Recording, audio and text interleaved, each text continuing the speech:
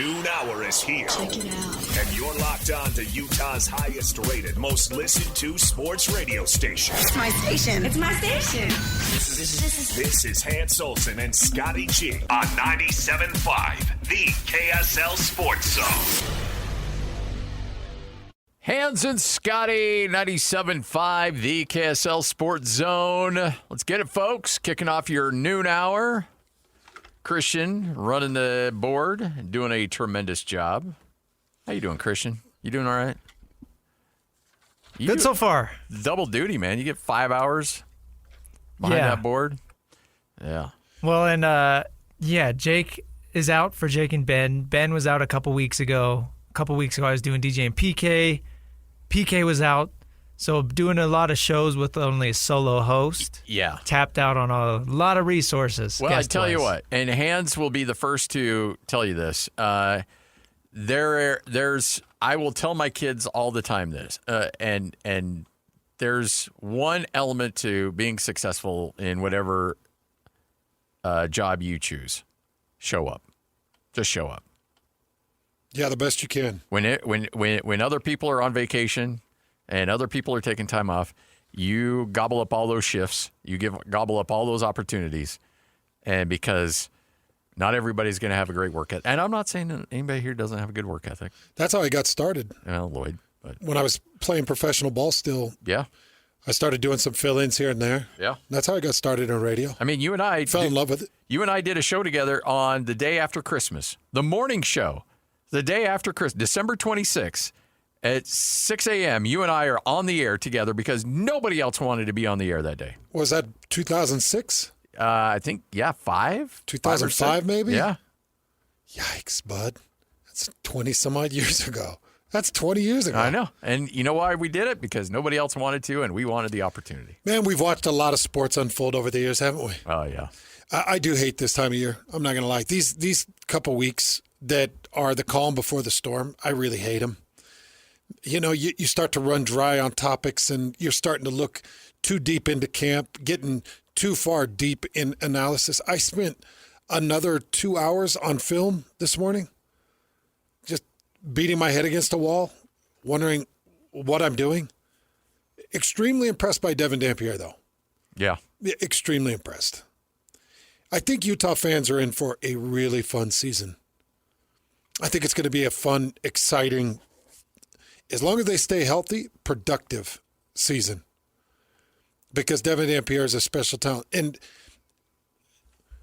I actually was going back and forth with an individual that's very close to Devon and working very close with him right now. And I was texting back and forth. And this is somebody I can be very honest with. And I said, it seems like he's got too much on his shoulders. He and his feet are too antsy, and he acts in the moment like he has to do it all. And this individual said, yeah, well, he did. And which is true. He did. Oh, yeah. He had to do it all. And his mannerisms and his actions for New Mexico was him doing it all. Hopefully, he can calm down his mind. He can comfort his mind, and he can relax, but still have the output when the output is needed. Mm-hmm. Because he doesn't have to do it all at the University of Utah.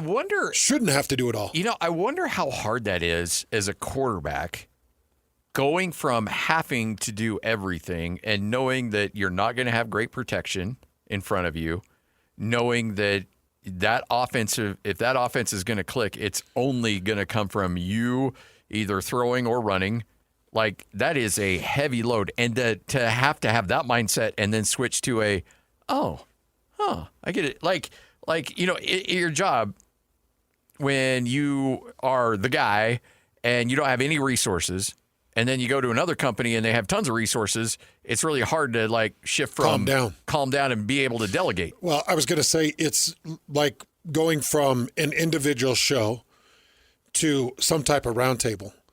And when you get to that roundtable and you've got all these minds that are very adept at sports and have good knowledge, and you're sitting around this roundtable, if you don't trust the people that are talking, then the whole time you're just sitting there like, you don't know what you're talking about. You don't know what you're talking about. I don't even know why you're at this table because you're just a loudmouth moron.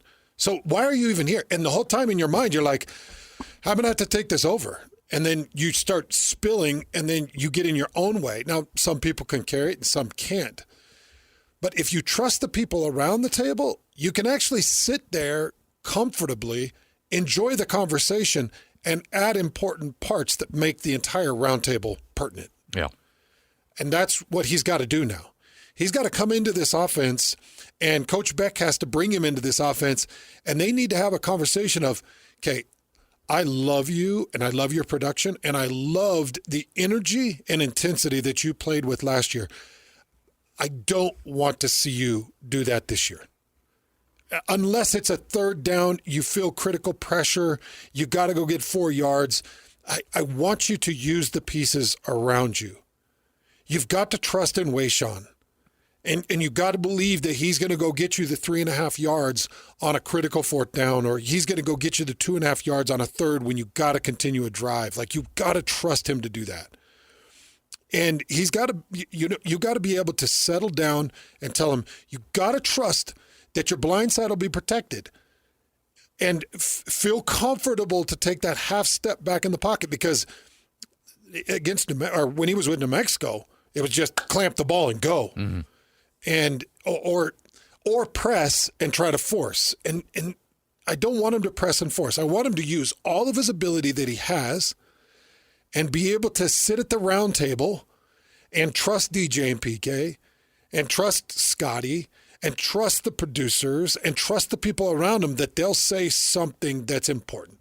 Yeah. That they'll do something to help him be successful, because and then they open their mouth and you realize, well, Scotty's just going to have to take over. No.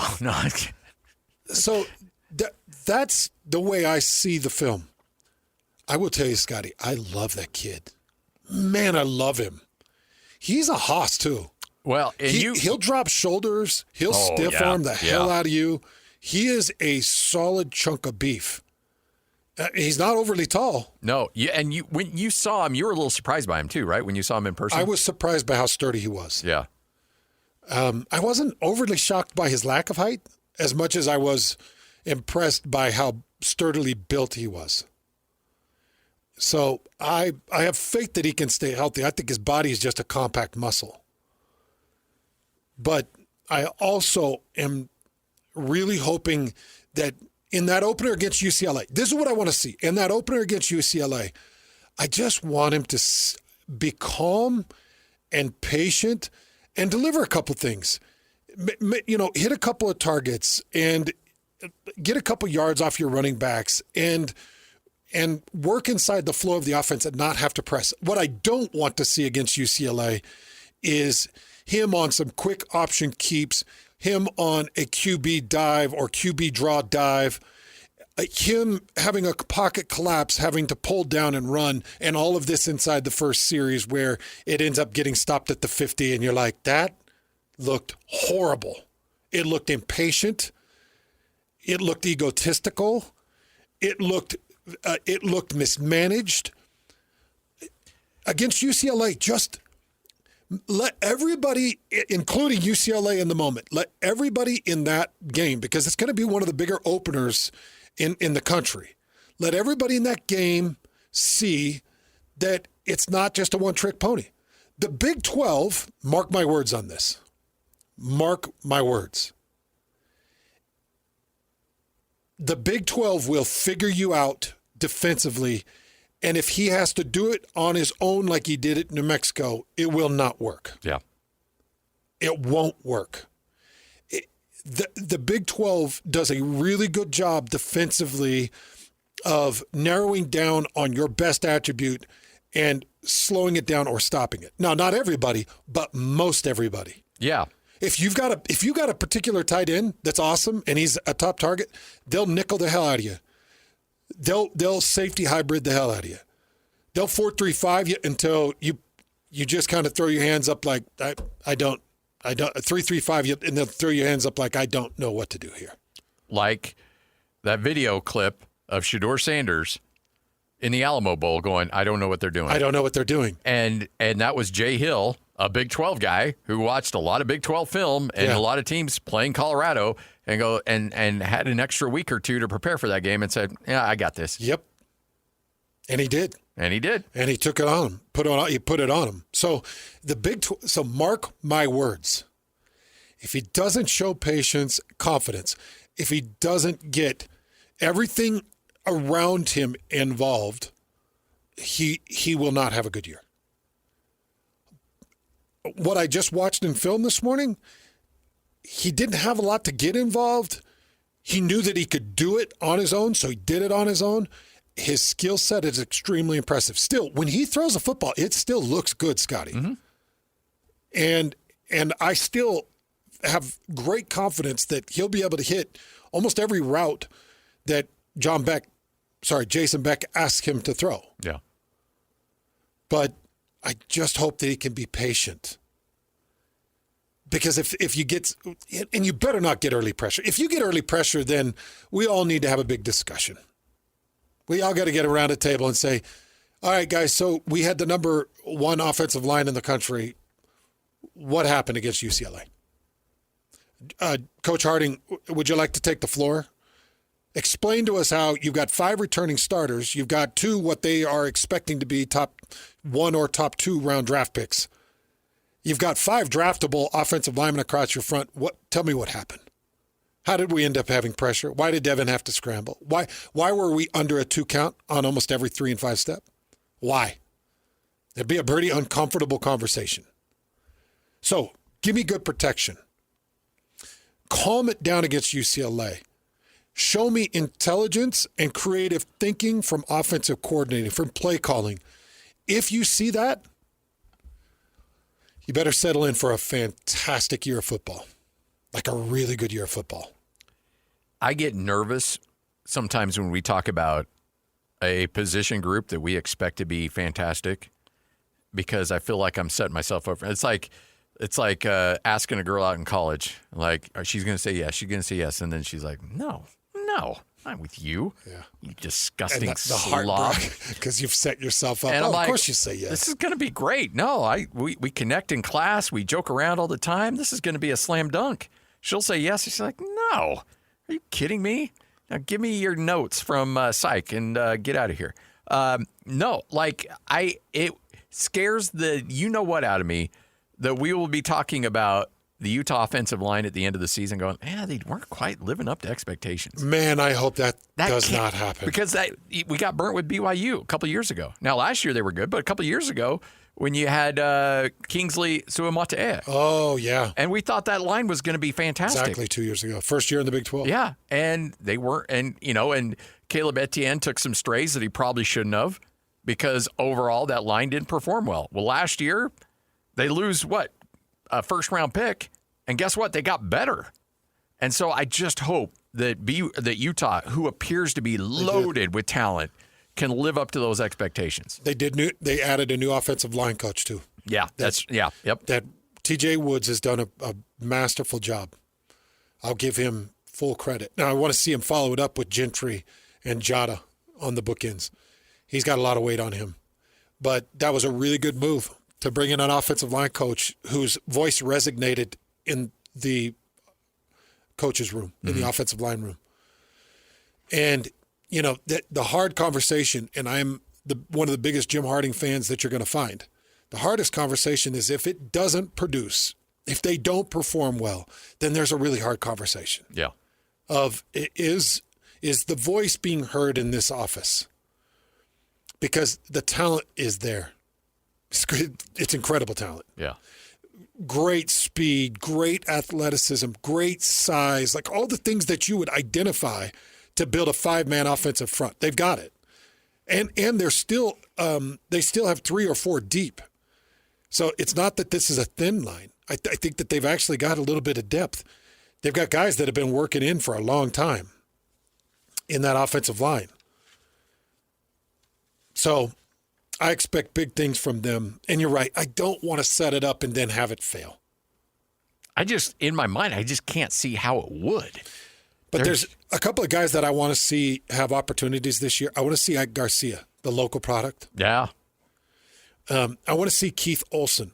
He's a kid that I saw come in years ago, and I watched him. Look, they've worked hard with Keith. He's been a project, and they've worked hard with him. And every time I was up on campus during recruiting processes or during camps, Keith was there working his butt off. So I'd like to see Keith Olson get a couple of reps and look good.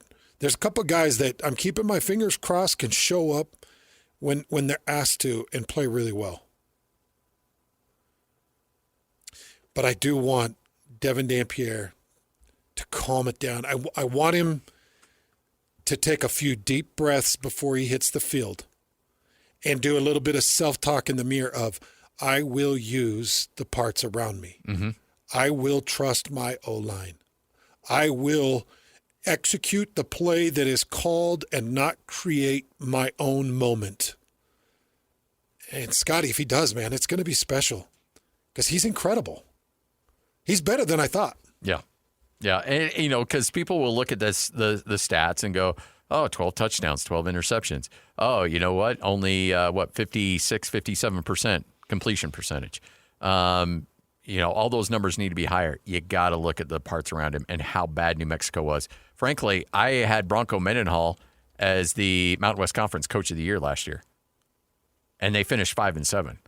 Just simply because of what he had to work with and what he had to build around.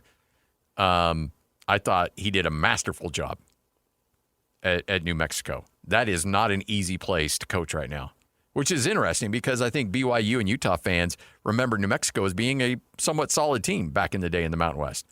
They have fallen off dramatically. Nobody shows up to games. They're giving away tickets to kids for free. You see that promotion they're running? I did. Yeah. I mean, it was a funny video. And I love Coach Eck, and I thought he did a great job doing the Office remake and stuff like that. But essentially, if you're under 12 in Albuquerque, you can go to every single New Mexico game for free. That's the kind of issues they're dealing with. And for Devon Dampier to carry that team a whisker's breadth away from bowl eligibility last year is one of the greatest stories that we've seen in that conference in a long time. That kid's ticket promotion was genius. You sent it to me. It's genius. Is that all year? Mm-hmm. All games. Kids get free tickets. Free tickets. To Albuquerque, New Mexico. 12 and under. To go watch the Everybody's getting in Lobos. free. And their hope is that mom and dad will well, we got to take him, so I got to buy a ticket. You got to buy a ticket. Which if I'm in Albuquerque, and I'm like, geez, I've got 3 kids all under the age of 12. Yeah. I'll buy a ticket. Let's go. That's phenomenal. That's a great promotion. Because nobody's going to those games. Well, the other thing is you got to win so that when the kid turns 13, he's begging mom and dad like, I want to go. And mom and dad are like, well, now it's $35. Yeah. So? I don't, dude, these ticket conversations that have been going on in social media, pretty tough. The tickets are getting expensive here in the state. Really expensive. Yeah, and it's the old supply and demand, and the demand is through the roof, and they've got to cash in, and they're paying heavy bills right now, these universities. Yeah. They got to make the money. But there's a lot of broken-hearted people right now, especially broken-hearted BYU basketball fans that have had season tickets forever that are getting moved around because there's people willing to pay more that are willing to bump them out. Well, I don't particularly like it, but I do completely understand it. It's happened with the Jazz years ago where you squeeze out some of your incredible base because they just can't afford it. Well, it's hard to afford a professional organization anymore. Yeah, well, it's not hard to afford them. I mean, the owners are doing just fine. They're now selling their organizations for $6 and $8 billion, so they're doing just fine. But it does have an effect. When you've got a $340 million roster, it's expensive to pay that crew. So I get it. I'm talking about either Major League Baseball or other sports. But well, I mean, you know how it is as a guy that has rental properties. You know, when you hit every year, when you get that little notice from the county and they're like, well, here's your tax assessment. And, oh, by the way, property values went up. So your tax bill just went up. Yeah, and happens every year. And all of that stuff, it's not getting cheaper. And you have to pass that on to somebody. Yeah, it sucks. But that's really good comparison. It sucks. It's not like you want to do that. But I'm bummed. You know, Utah fans, BYU fans in particular. I think Utah State's still in a good place. Yeah. I think there's still tickets available. Bronco wins 2 years and there won't be. No. Nope. Right here on 97.5, the KSL Sports Zone. Looking for the latest on the Jazz, Utes, Cougars, and Aggies? Yeah. We've got you covered. This is Hans Olsen and Scotty G on 97.5, the Sports Zone.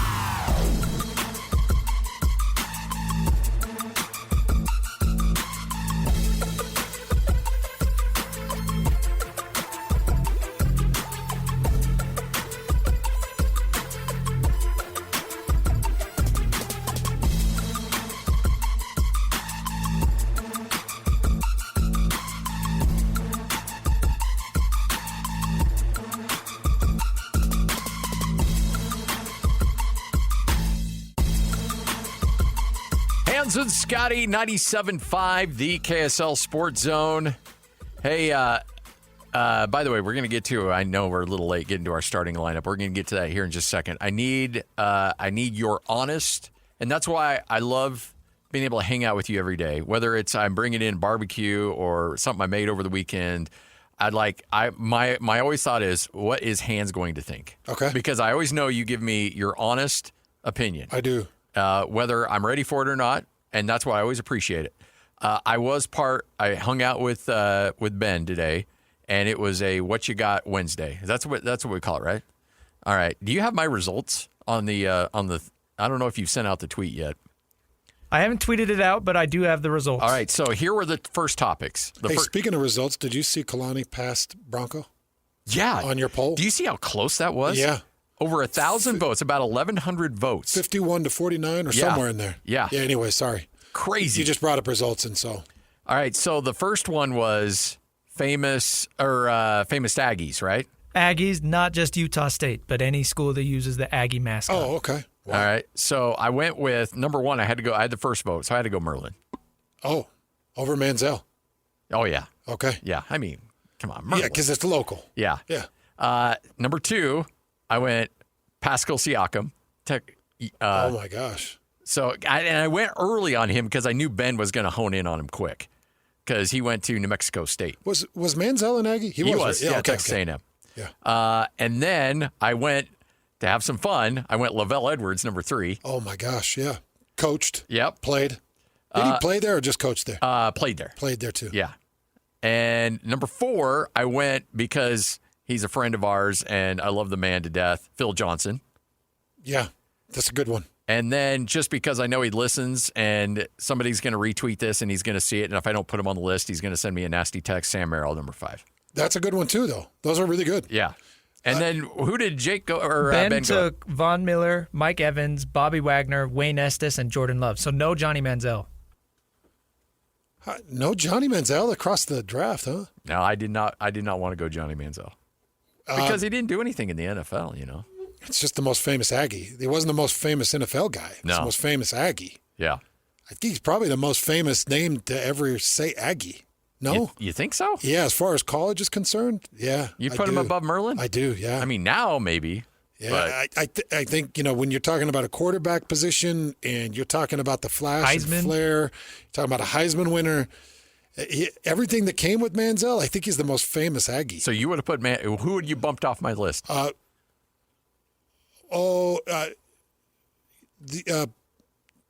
Pascal? Yeah, probably Pascal. Yeah. Maybe Sam, but probably Pascal. Yeah. By the way, I'm also catering for votes. Wait a second. Was there any out-of-state Aggie on that list? Yeah, Ben took Von Miller. He took Mike Evans. Scotty took Pascal Siakam, and then the rest were local. Okay. Whew, Manziel missed the list. Yeah, I also, honorable mention, I had from North Carolina A&T Aggies, I had J.R. Smith, just for fun. I love that one. Yeah. And also who played at UC Davis, not necessarily known as a player, but as a coach, Chris Peterson. I think my top 3 Aggies would be Manziel, number 1. I'm talking about most famous or recognized here in this state. Probably Manziel number 1, Merlin number 2, Lavelle number 3. But do people associate Lavelle with being an Aggie? No, but I thought it would be a fun little Do you have that up as a poll? Is that? It's not up yet. I haven't put it out to tweeting yet, but I have the graphic almost ready to go. Your list is going to dominate. Oh, yeah. Ben's list is good. You ready for this next one? Well, I feel really good about this list. Okay. So the next category was Best Scots. Scotty, do you want to share your picks? Or I can go over it if you don't have it. I kind of forgot mine. Okay, so Scotty had the number 1 pick. He went First and last name. Yeah. It could be a first or last. Yeah. Yeah, Just Scott. or middle. All right. Ridley Scott, Scottie Pippen, F. Scott Fitzgerald, Michael Scott, and Scott Wayland. That was Scotty's? Yeah. That was Scotty. And then Ben went Scotty Scheffler, Adam Scott, Scott Calvin, Scott Summers, and Scott Pilgrim. 3 of those you don't even know, do you? Yeah. Those 3, the last 3 that he mentioned. Yeah. One was like a X-Men, like Cyclops. And I didn't even know that. I thought Ridley Scott, that's a good one. That would be up there on my list. I was thinking Gladiator. Everybody loves Gladiator. Everybody loves Alien. Some notables left off the list. Scott Van Pelt. And there was a couple of Travis Scott. Oh, Travis Scott. But I thought Scott Wayland. We gotta represent the Stone Temple Pilots Gen X guys out there. I don't know. There's Scott. You would think that there would be. It's not as plentiful as you would think. It's not. It's not as big as you would think. You did good though. I was pretty pleased with that one. I think you win both. I think I feel pretty comfortable on both of those. I'm going to do all right. I just know that you are a good evaluator of these, and sometimes we will actually listen and call each other and then yell at each other, but directed towards Ben and Jake in terms of who they missed. And then sometimes we'll go supplemental drafts and then really kick their butt. I put in greatest Scots ever, and it just gave me the greatest Scottish people.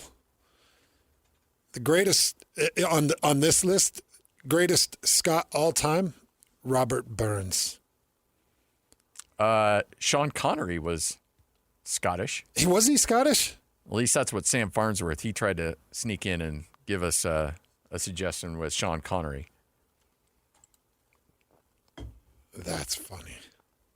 So there you go. It'll be posted up, and I would appreciate your vote. I'm not Advocating. Yeah, I pretty much am. All right, time for your starting lineup. Hans and Scotty, 97.5, the KSL Sports Zone. Starting lineup brought to you by Mountainland Supply. Get a location near you. Go to mountainland.com. You got me thinking earlier today when you texted me some thoughts. Hold on. Do you know who Ranker has as the most famous Scot all time? Please don't say like Scott Stepp. Scott Bakula. Oh, I thought about that. I did, Quantum Leap, Necessary Roughness. And then Scott Baio. Yeah, I wasn't going to go Scott Baio. Why not Scott Baio? Charles in Charge. You didn't like Charles? No, I didn't like Charles in Charge. You didn't like that in the Yeah. Scott Weiland. Yeah, that's who I had number 5. That's a good one. I think Scott Stapp, No, I couldn't go Creed. lead singer Creed. No, couldn't do that. Creed's not going to make my list. Who got Van Pelt? Nobody did. That was the one I was upset with. I screwed up on Van Pelt. I would have put him on there for sure. Yeah, that one needed to be there. I was trying to get too cutesy with F. Scott Fitzgerald. Right here, number 50, Scott Gerard. Stop it. We did have a listener tweet in and say that Scotty should have drafted himself. Yeah, you should. In this market, you're the number 1 Scott. Yeah, no, that would have sunk the list faster than Scott Sumner's or whoever Ben went with. I don't even know where some of the names he went with. Sorry. Well, Okay. and then he went fictional. Well, that was his. He goes, I'm going to go fictional. And he's like, oh, he's going Michael Scott. Dang it. Well, you know which one would have got you some votes? What? Scott Peterson. It would have got you some votes. I mean, he's a very recognizable, horrible Scott. Wait a minute. You want me to go a guy that killed his wife? I mean, he's a household name. I mean, I guess famous, yeah. Yeah, he's wildly famous. Still in prison, I think. I sure hope so. Well, he's not dead, is he? Oh. Because Yeah, I might mean, be. a lot of times those things end pretty prematurely. He's a really well-known Scot. Wow.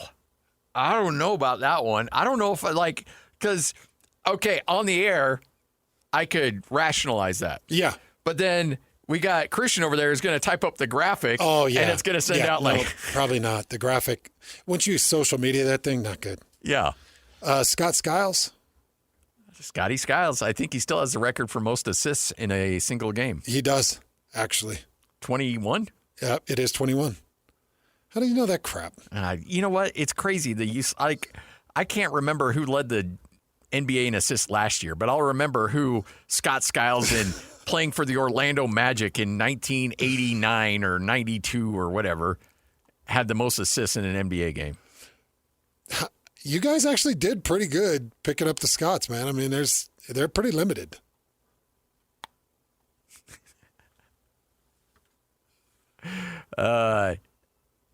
So other than Johnny Manziel, though, you thought my Aggies were okay? Yeah, very. Yeah, you're going to win. You'll win by at least 30% of the vote on that one. So you brought up the topic, and we're going to spend some time. We're going to spend some time later on the show talking about this, but I thought you brought up a really good idea in terms of zeroing in on specific guys that you're looking forward to seeing this year. Most excited, yeah. Yeah. Yeah. And I know we got to go to break. We're up against it. And we got a guest coming on at 1:05, talk a little NFL. So we're going to spend some time talking about this. But I think it's a really fascinating way to look at how individual guys are going to impact their teams this year. And I'm just going to give you I'll give you the one right off the top. And I kept thinking about him because I kept going back to your tweet that you sent out and watching some of these highlight videos. I'm going to go Isaiah Jota. Really? Yeah. Because I think that offensive line at BYU is going to be so look, you got receivers. You've got LJ Martin at running back. Mm-hmm. You've got a chance to be really good. What do you need to make sure whoever's a quarterback, assuming it might be McKay Hillstead, gotta have a tackle. You got to have that tackle in play. And you pointing out, hey, look, he sealed this the side of the line, and he was going up against a really heavy hitter. And I don't need to point him out, but let's just say the guy's a superstar for that BYU defense, and he sealed that block, and whoever was the running back on that highlight ends up going for 15 yards. Yeah. If he can do right that off the block. If he can do that day in and day out in the Big 12, then I think BYU, that provides a safety blanket to whoever's a quarterback where they can run the ball. You can also protect him in pass protect. I think that's going to be a huge part of BYU's success. So you're saying that you've got Isaiah Jota as the most excited to watch? Excited. Like, I'm not sitting there with a bowl of popcorn like, let's see how Isaiah Jota does. But I'm trying to think. I am. A little bit. I know you. Yeah, I am because he's going to have to. But that's my point. Yeah. Like, I look at it most, maybe not excited, but most critical for them to be successful. It is a critical position that he's going to play. Yeah. Both him and Gentry. Yeah. Those two offensive tackles. 1A, 1B with those guys. But I don't hate the pick. I really don't hate the pick. He would be in my top 5. And if you're talking about critical, well, Jota's going to have he's got to have a great season. Otherwise, BYU is going to struggle. Because you gave your BYU guy, I'm going to give my BYU guy. Yeah. I was going back. I looked at, who led the Big 12? What team led the Big 12 in sacks? I was surprised by this. And I didn't remember it until I was preparing for a game. Who was it? It was Colorado. Really? Yeah, Colorado had 39 sacks. They led the Big 12. Do you know who was second to the bottom in the Big 12? BYU. It was BYU. Yeah. So a lot of pressures, not a lot of sacks. Colorado had 39 sacks on the season. Ole Miss, I think, led the country with 52. I think Colorado checked in at like number 10 or something in the country. BYU totaled 20. Actually, BYU and West Virginia tied in the Big 12 just above Iowa State. Iowa State only racked up 16 sacks. Wow. And when I was going through the numbers, I was like, what the hell happened at Iowa State? They could not dig up a sack. So BYU and West Virginia both totaled 20 sacks. And it's funny that you went to Jada because there are two things that must happen for BYU for them to have the success that they need to have, that they should have. Number one, Jada's got to anchor. Number two, they got to get pressure. So the guy I'm most excited to watch is the guy that should generate the most pressure, and that's Jack Kelly. He should. That's the guy. And I think Jay Hill is going to have to involve him. Well, that's a question like, A, can he get it? And B, will he be put in position to get it? So I can answer B, and the answer to B is yes. So when people hear me talking about odd fronts, understand that odd fronts give you the opportunity and ability to take linebacker bodies and put them on the rush.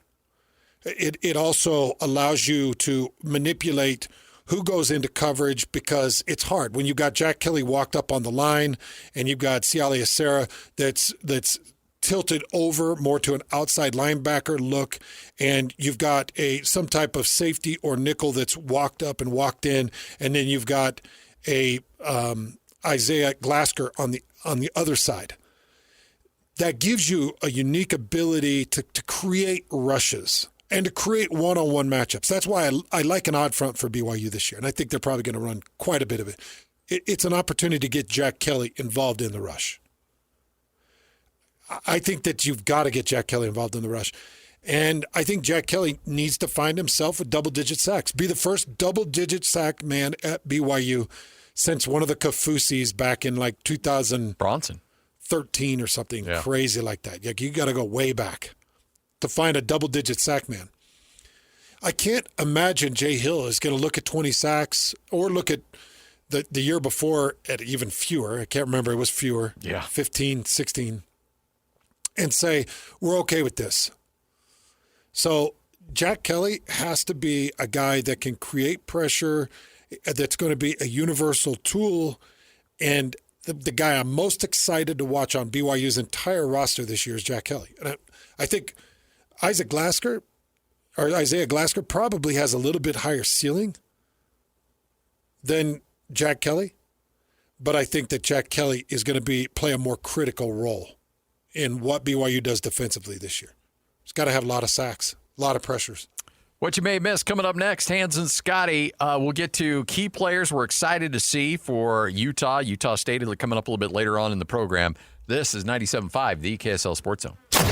Number one. Miss any part of the show? Every moment of every show is available in podcast form by searching Hans and Scotty on your favorite podcasting platform or online at KSLSports.com. This is Hans Olsen and Scotty G on 97.5, the KSL Sports Zone.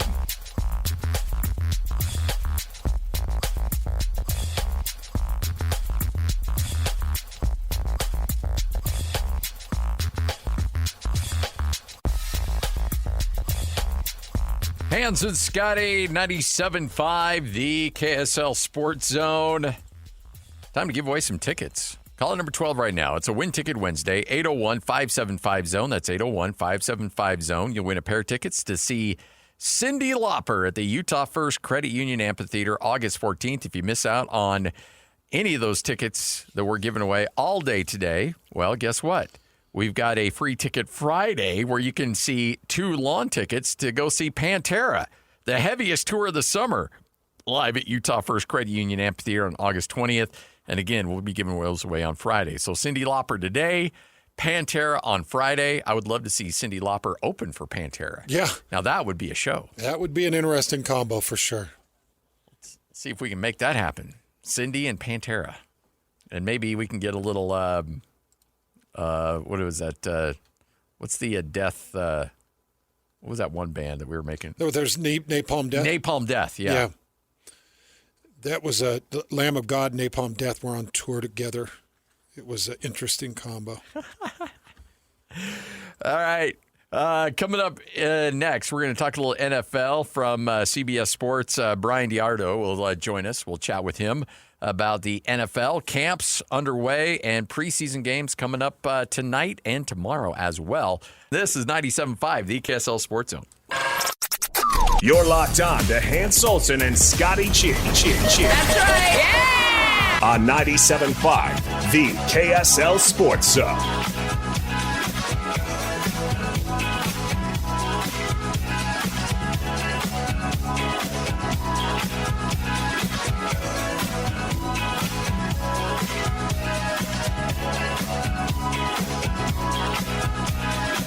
Hans Olsen, Scott Gerard, 97.5, the KSL Sports Zone, NFL preseason. Look, we got the Hall of Fame game. It doesn't really matter. And frankly, none of the preseason really matters. But you got a full slate coming up this weekend. To help break it down, Bryan Diardo, NFL writer for CBS Sports, kind enough to hang out with us. Bryan, how you doing? Hey, Bryan. Hey, guys. I'm doing great. How are you? Very good. Very good. Are you ready for the Shedeur Sanders era to start in Cleveland? I think I'm all ready to get some Mammoth gear. You know, I love sports merchandise, and I saw you guys got your new team. Yes. I was very interested in which mascot you guys would pick. Mammoth was one of my favorite ones. So I'm sure you guys were excited for your hockey team, but I'm excited to see Shedeur play. I'm assuming it'll be a lot of short passes. But yeah, it'll be that in general. That Cleveland situation is rather interesting to say the least. Yeah, I think that's a good way to say it. Interesting. What is Cleveland trying to accomplish by naming him the starter in the opening preseason game? Well, some of that, and it's good to be on with you guys if I haven't said so already. But I think one of the things is it's health, right? So they have three quarterbacks: Kenny Pickett and Dylan Gabriel and Shedeur have all dealt with injuries recently. I think Kenny is still kind of coming back from his hamstring injury. Dylan Gabriel also has a recent hamstring injury. Now, Shedeur's injury was more of arm soreness, which was a byproduct of him practicing more throws after practice, which he said he's dealt with in college. So I think it's part of it that him and you know, it's funny. The irony is, you know, they have five quarterbacks now, four for the most part of camp. They just added Tyler Huntley because of all the injuries they've had at quarterback. But the only guy that's been healthy, that's been there for more than a week, has been the 40-year-old Joe Flacco. So that's a little bit of irony for you that the old guy knows how to take care of himself. But some of it's the health. And I think also, I mean, they know what they have with Joe Flacco, right? They know what they have with him. It was really with the injuries, as I alluded to, they only had two real options at quarterback. It was him or Flacco. They know what they have in Joe Flacco. So for Shedeur, it's, hey, you know, let's get you comfortable. And you know, Aaron Rodgers actually just said this, and I think it's important to remember when you're watching preseason, these defenses they're facing aren't scheming. They're usually not blitzing. So it'll be more of a chance to see just how he operates, how he, you know, getting established, getting used to, being in an NFL game. So I just think from a comfort level, it makes sense for them to put him in. And again, he's very good at short passes. I'm sure they'll start him out in that direction. I think for me, it'll be more interesting to see if he takes any downfield shots. What rookies are you, outside of Shedeur, but what rookies are you excited to get a closer look at these first couple weeks of preseason? It's a great question. I think, you know, and I spend a lot of time in the AFC, following the AFC North, and I'm actually a guy from my hometown, Jack Sawyer, who won a national championship for Ohio State, made a big play against Texas in the semifinal that helped OSU win that national title. I'm excited to see how he does in the preseason. And, you know, the Steelers are dealing with some injuries at outside linebacker Alex Highsmith, who starts alongside T.J. Watt.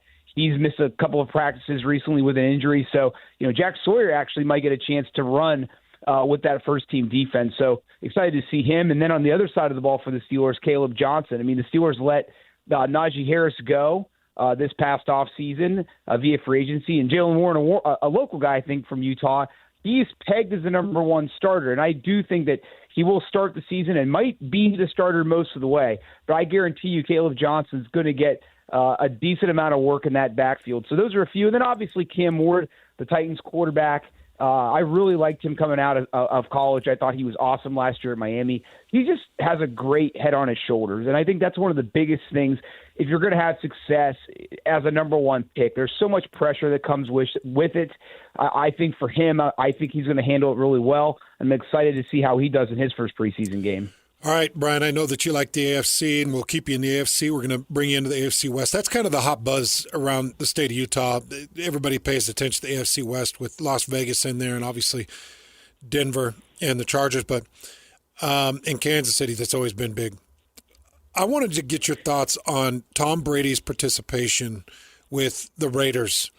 I've seen him at camp. We've seen the film. He's kind of maneuvering around. He was talking about Geno Smith the other day. I know that they brought in a couple of big draft picks, one in Ashton Genty. They're trying to stabilize that offense a little bit.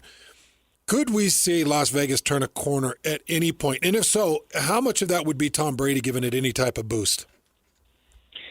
What an awesome question. And I don't think we have the time to really give it the brevity that it deserves. I think from a intangible standpoint, I do think that there's value to having a guy of with his resume. I mean, it's unmatched, right? 7 Super Bowl wins, and he just kind of oozes that winning mentality and attitude. So I do think that is going to be – it can't hurt them, right? I don't think there's any scenario where having Tom Brady around is I actually had this thought when I was driving around earlier today. I'll give you a little insight into my life. My wife and I were car shopping, and I just, for whatever reason, we were in one of the cars. I just thought, because I saw the same videos and images of Brady at practice too. Would it be insane to think that maybe one day he'll just strap on a uniform in practice and just take a few snaps just to see if he's got it, or maybe play scout team quarterback? I mean, we know Michael Jordan did that when he was the Wizards owner before he actually came out of retirement. So I don't know. There's sometimes I just think of odd things that we could potentially see with Brady, because we know that the player is still inside there. He still wants to win. But I don't think him being there will hurt them at all. I don't think it'll be. I will say, I think if they are good, I don't think. Or if they are competitive and are a surprise, I wouldn't attribute much of that to him. I don't think it hurts with him being there, and I think more of his stuff's going to be rah-rah. I mean, I could see him talking to more of the quarterbacks, and he could maybe offer some technical things. But also remember, too, I mean, he has other ownership interests. I think he does own, or he has part ownership of an international soccer team. He has his Fox broadcast obligations. So I think he's stretched pretty thin, so I don't think he'll be around the franchise much. I do think they will. They have a chance to be competitive. I mean, you said Ashton Genty. I mean, for sure, that's one of the rookies I'm excited to see and see his progression. I mean, they have, Brock Bowers. They have some really good young skill position players. They have the veteran in Geno Smith. I think for me, it's going to be offensive line. And can they make enough plays downfield to open up everything for Genty and that defense? But that's Pete Carroll's specialty. I mean, he's a defensive coach. It seems like the players have responded to him. I think them making the playoffs this year would absolutely be a stretch. But I could for sure see them, maybe 6 or 7 wins. I think the ceiling could be 8 wins, and that is an impact in itself, because where are those wins going to come from? It's going to come from other teams in that AFC West, and that could affect the playoff picture. So, in terms of Ashton Genty, the running back shelf life in the NFL is razor thin. Like, they use you, they abuse you, and then they kick you out. And that's why a lot of teams don't wait or will wait until 3rd, 4th, 5th rounds to select running backs, because they feel like they can get them on the cheap, use them up, and then toss them to the curb. Ashton Genty goes high in the NFL draft, and the resume in college is obviously tremendous. Would you have used that early of a pick on a running back that may not have a long shelf life?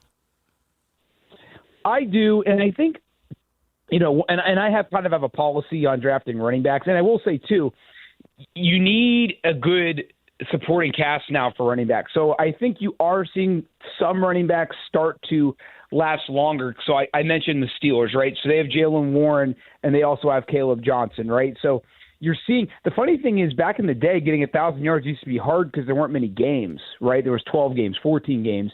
Now with 17 games, you would think it'd be easier for running backs to get 1,000 yards. But now it's harder, because now we're in more of a passing league, and now teams are dividing the disparity of their carries with other running backs. So you look at the Raiders. They've got Raheem Mostert, who, when healthy, has been 1,000-yard Pro Bowl caliber running back. Zamir White, which is, hey, if he's your number 3 running back, you're doing pretty good. So, because I think he's got potential as well. So I think they've set him up for success because he's got a veteran quarterback.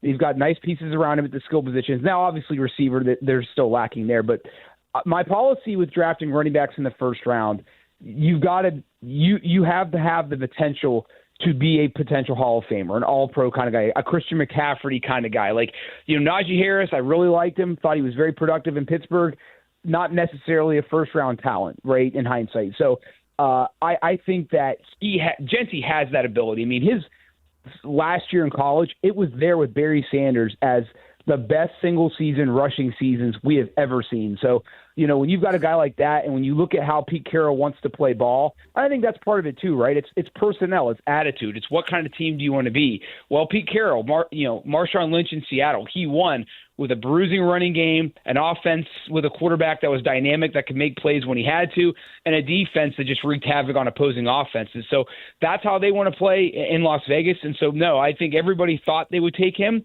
No one was surprised when they drafted him, and I think that's exactly who they should have picked. All right, we talk about Cleveland and their quarterback situation. You got some other interesting quarterback situations going on in the NFL. I think that this is an under-talked about quarterback situation, and it's landed right there in New York with the Giants. A guy that you're familiar with, Russell Wilson, moves into that quarterback position. They bring in Jameis Winston, and then they get a local product. Jackson Dart is a local product out of Utah, Bryan. And so we've kind of got an interesting three-man fight and race going on. Tell me how things shake out in New York. Dart will start at some point this season. No doubt in my mind. I think there's several reasons why. I think because the fans are gonna clamor for it. That coaching staff and that really basically anybody with the Giants that's a coach or a general manager or anything, their jobs are on the line. They need to show some sign of positivity and that they're moving in the right direction. I think this is – I'm going to go back over 20 years. I think this is a Kurt Warner, Eli Manning situation with the Giants all over again, where Kurt Warner was the starter most of Eli's rookie year. He and the team were somewhat struggling, and then they just said, hey, this is a lost season. Let's just put Eli in and see what happens, right? I think you're going to see the exact same thing with Dart. And I think Russell Wilson in the back of his head probably knows he's a placeholder, right? Jameis Winston, we know, is just a backup. And I think this is a great move for the Giants because you're not rushing, Dart out there. I don't think they are necessarily set up to have a lot of success right out of the gates. Now, Denver, when you look at Bo Nix, their situation last year, they were. I mean, their defense is very, very good. They got a really good receiving core, a solid running game, a good offensive line. They were kind of, Nix, they could help him with his growing pains early without just, giving up on their season. And then they were able to get a wild card berth. I don't think the Giants are there. And so, yeah, you put Dart in a great situation. No pressure on him. He gets to watch a borderline future Hall of Famer play. And, I mean, Jameis Winston, another Pro Bowler. So his quarterback room, he's in a great position, right? They've got Malik Neighbors. They've got some other pieces on that offense. Again, it is anything but a finished product. But I think the only way he doesn't play this year is if the Giants are surprisingly in the playoff hunt late in the season. Why would you make a change at that point? I don't see that happening, however. I think at some point, somewhere in the second half of the season, the Giants will be out of the mix, and I think that's when Dart will get his chance. All right, look into the crystal ball here. The next time Micah Parsons plays an NFL regular season game, he will be wearing a Cowboys uniform. True or false? True, and he'll be playing in week 1. This is Jerry Jones finding yet another way to stay in the limelight. How does some mess like this happen, Bryan? It happens when you have an owner that is attention starved. That's what this is all about. It's here's the thing. People criticize them for, they have now the longest drought in the NFC without an NFC title game appearance. Here's the thing that I find kind of funny. They should be a lot worse than they are, given that their GM or their owner / GM was not in football at the professional level until he was in his late 40s. He was an oil man and a businessman, right? And the vice president is his son. And they're actually still relatively competitive every single season. But this happens when there's a communication breakdown between player and owner. I mean, and I think the main thing is, I think way back in the spring, Micah came up to talk to Jerry Jones, assuming it was going to be a discussion about leadership. And then Jerry brought up contract stuff. Micah kind of vaguely discussed it and then said, hey, we'll get our agent involved later. Micah took that as an informal conversation, when Jerry took that as the conversation. And when asked this week about, why he thought that, Jerry said, well, when I bought the Cowboys 1,000 years ago, I bought it on a handshake agreement. So, that's not how things work out now. But again, we all know, and there's going to be a 30 for 30 by the Cowboys coming out on Netflix later this month. And Jerry said this, he values being in the spotlight, him and his team, just as much as winning. He says in that pitch for the 30 for 30 documentary, we're a 365 day a year soap opera. And so when your owner doesn't necessarily mind the drama, these things aren't going to get done. It's just a shame that Micah Parsons has to be put through this, but I think he'll be rewarded in the long run. Okay, does Jaden Daniels take the next step? And I know that this is a tough question because they made it to the NFC freaking championship, so the next step would kind of assume that it would be a Super Bowl step. But I can't believe Jaden Daniels, in his rookie year, he beats Tampa Bay on the road.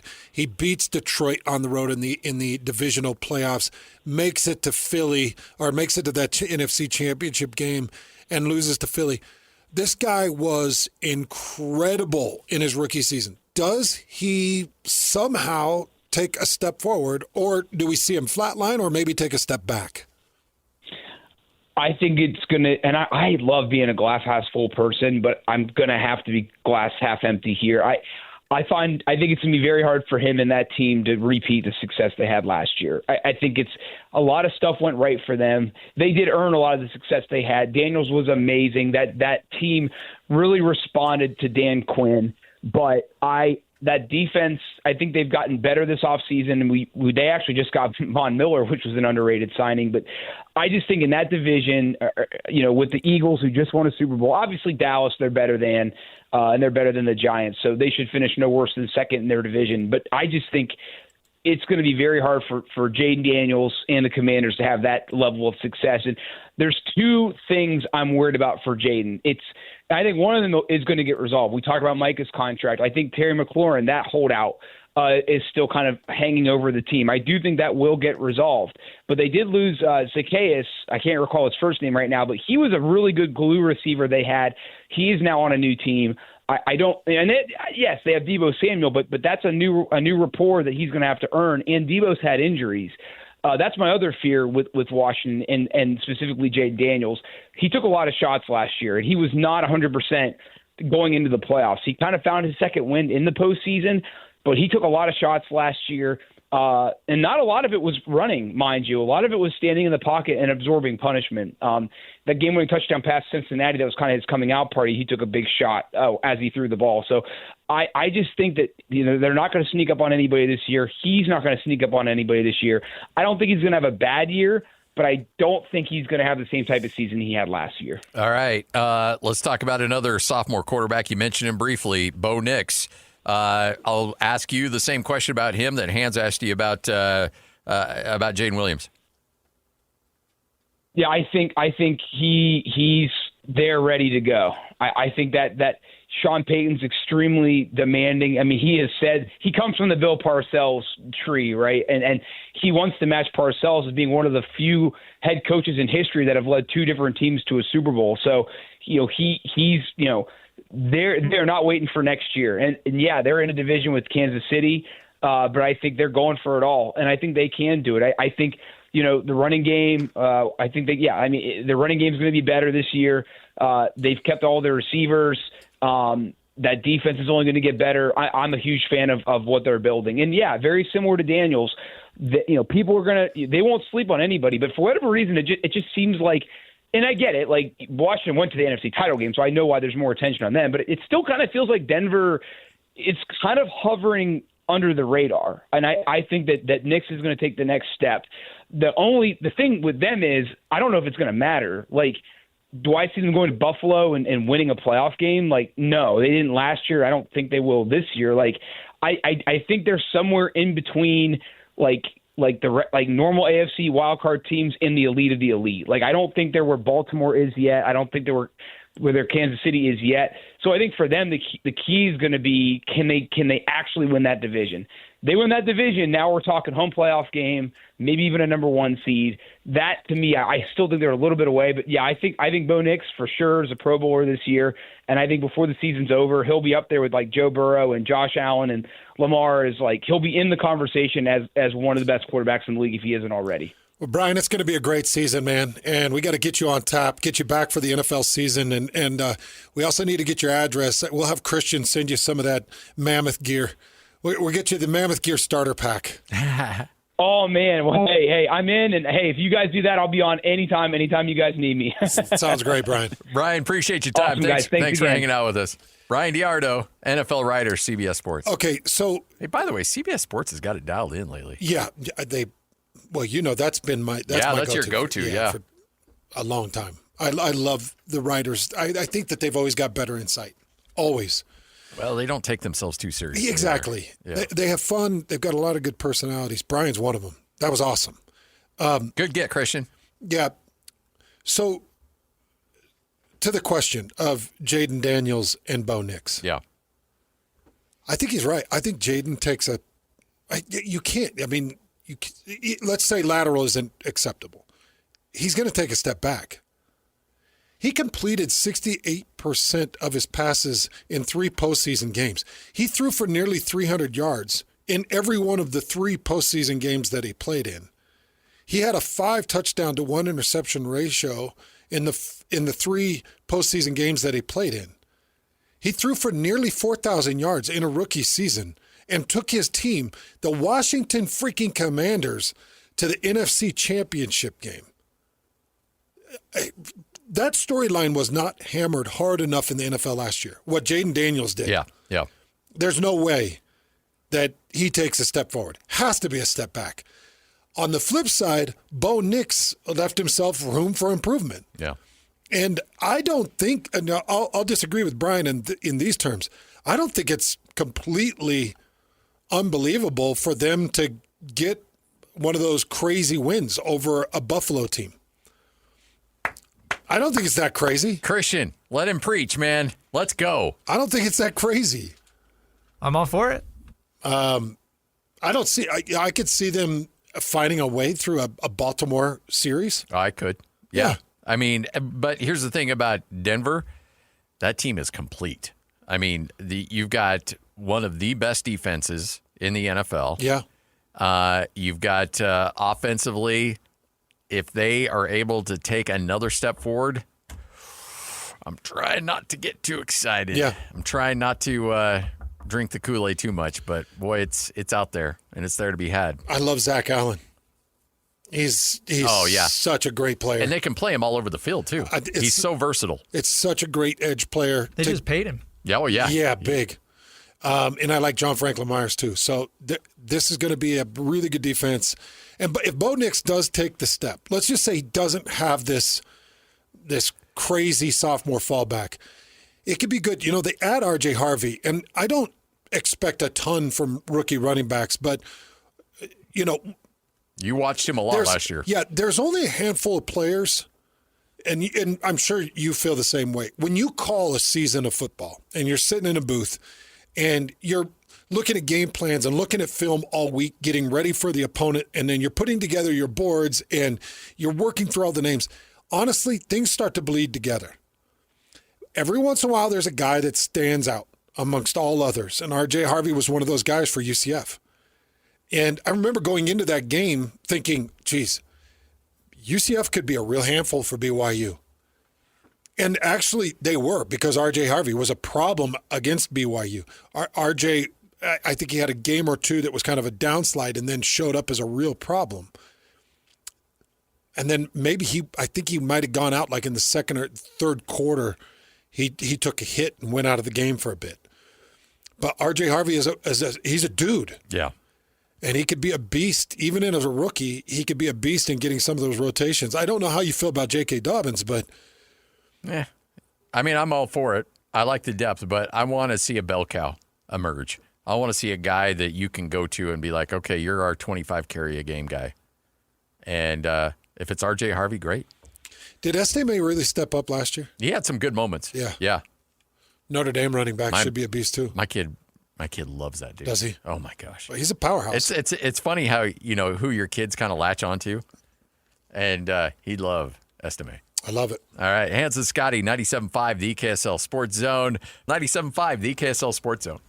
This is your top 60 and 60 watch list as Hans and Scotty get you ready for the start of the 2025 college football season by highlighting the most influential players on their team for the upcoming season. And now, Get the call, baby! Come on, let's go! here's today's newest addition to the watch list.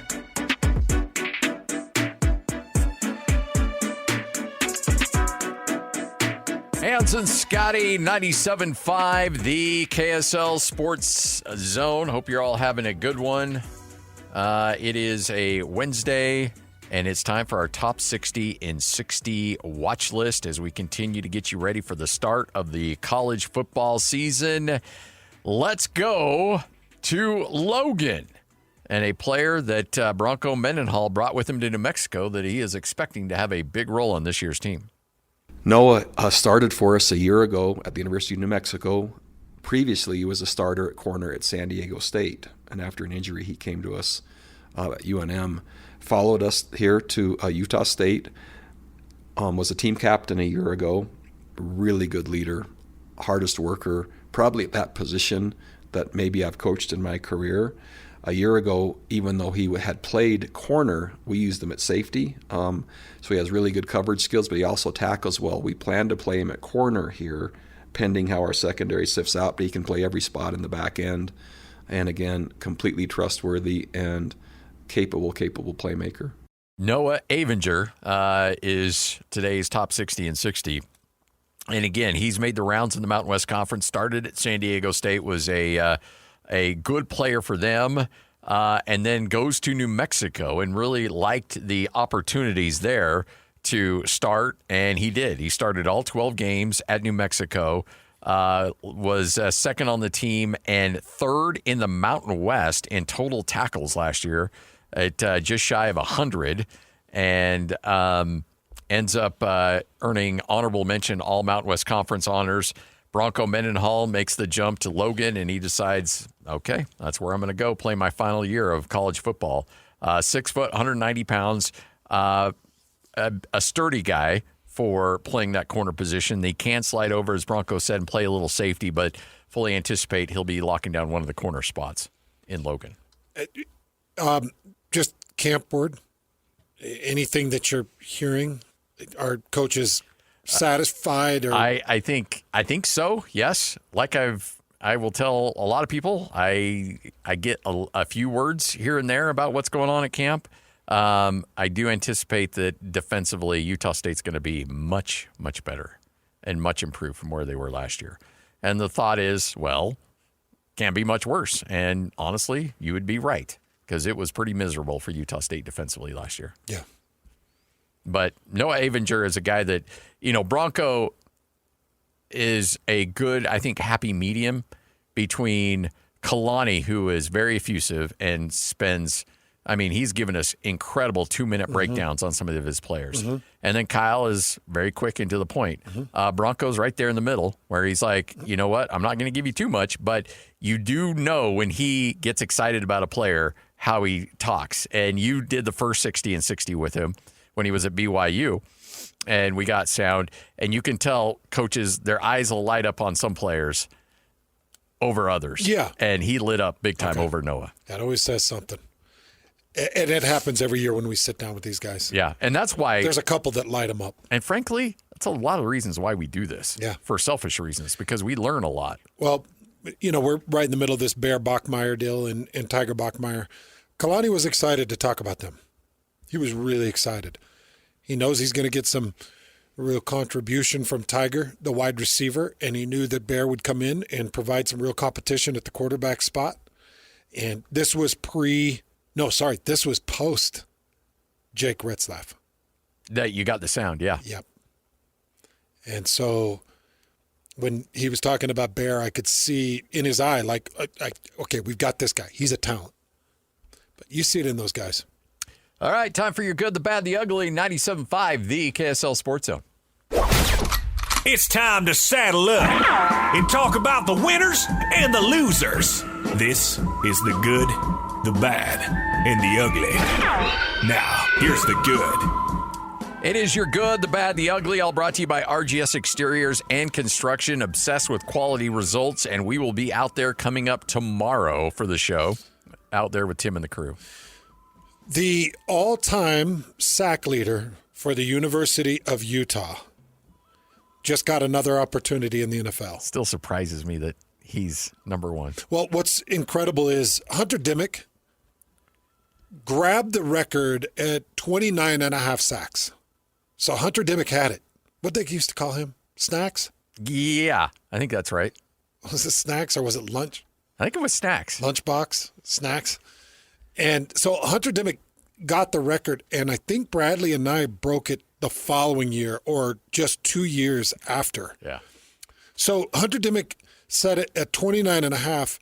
Bradley and I got it at 30 and then left for the NFL. And he's moved around a lot. Bradley and I has been with the Jets. He was with the Falcons for a bit.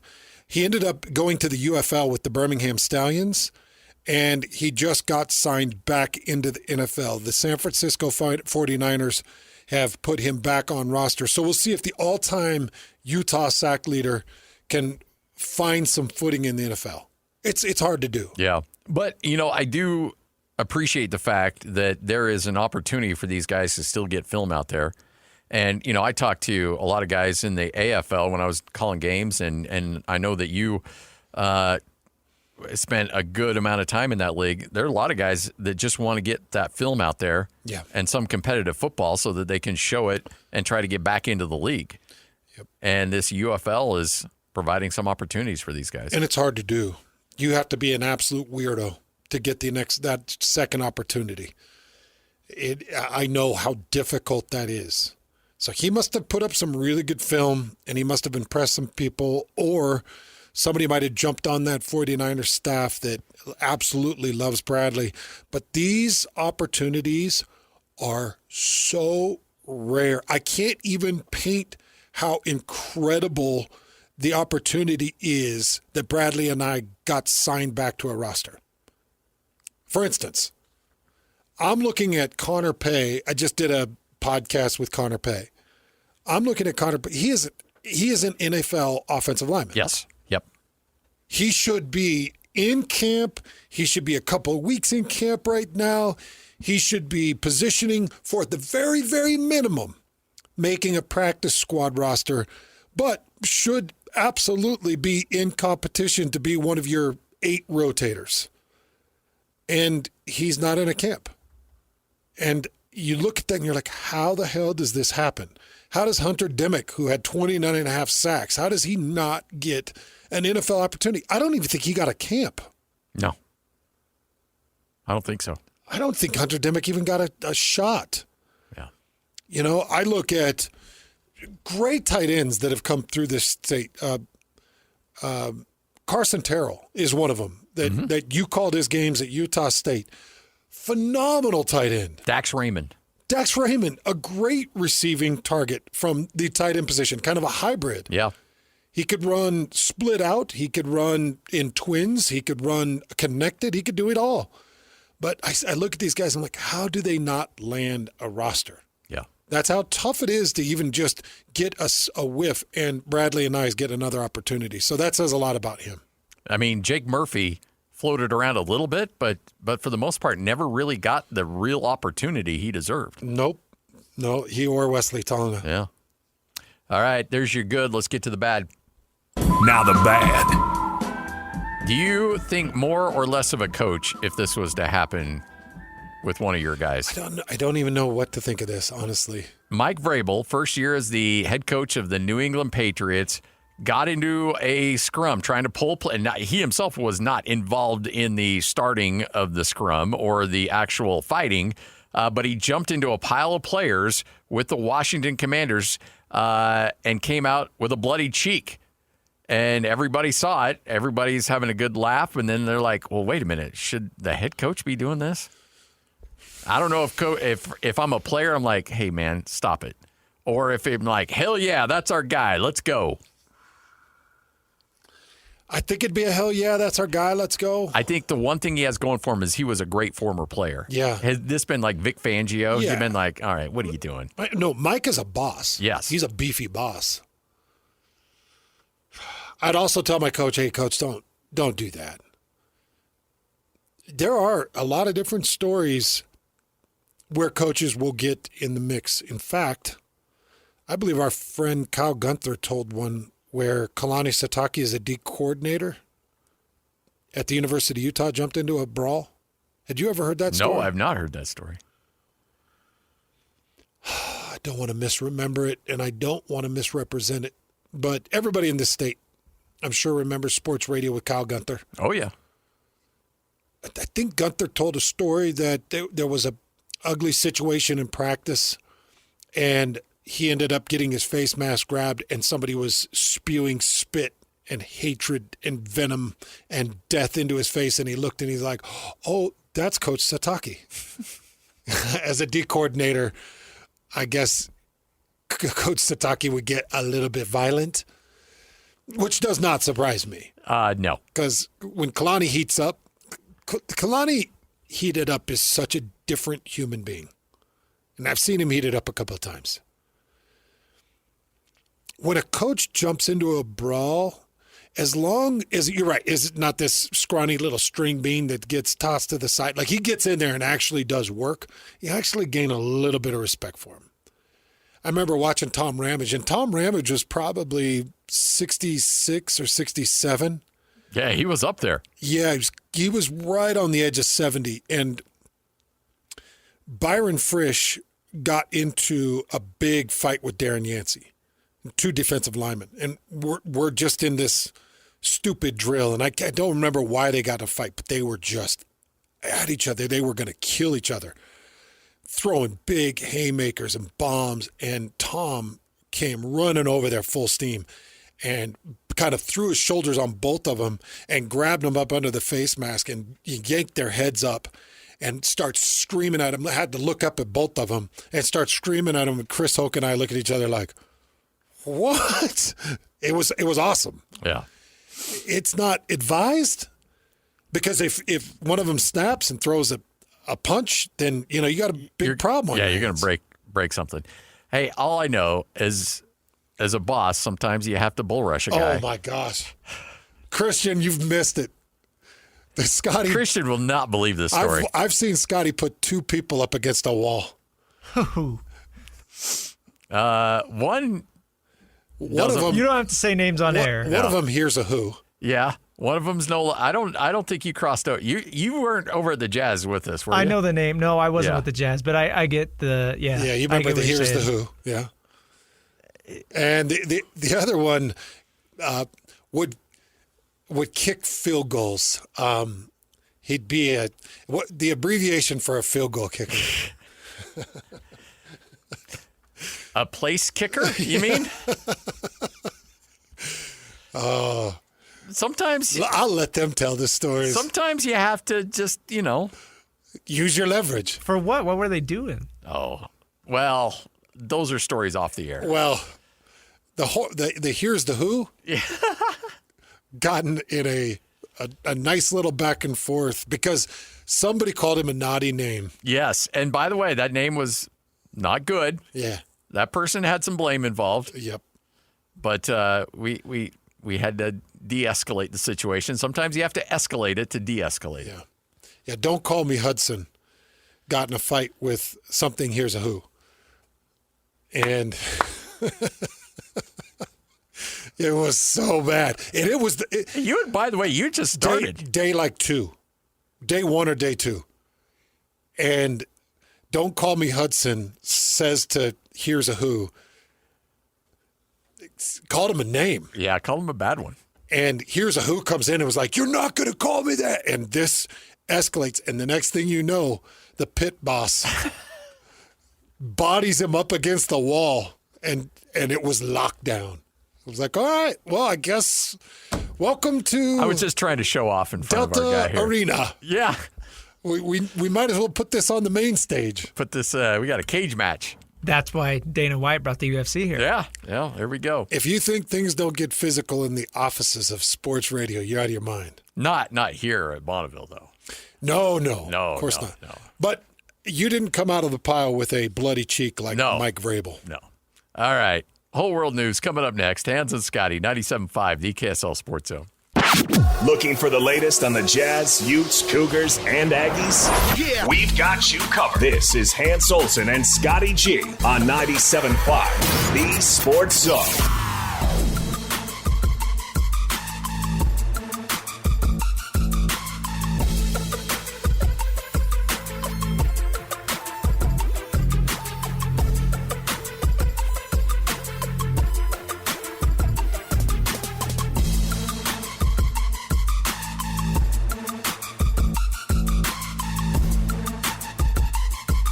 Hans and Scotty, 97.5, the KSL Sports Zone. Time for another edition of Whole World News right here on the Zone. I know in Whole World News we've hit a couple of different stories on tips, but this was a situation that happened in an Italian restaurant where somebody was not happy about the service, and he's addressed it in this news piece. Essentially, the waitress lost his drink twice, brought him and his girlfriend the wrong appetizer, and then vanished for what quote unquote what he says was an eternity when they were finished with their meal and they were trying to order their dessert.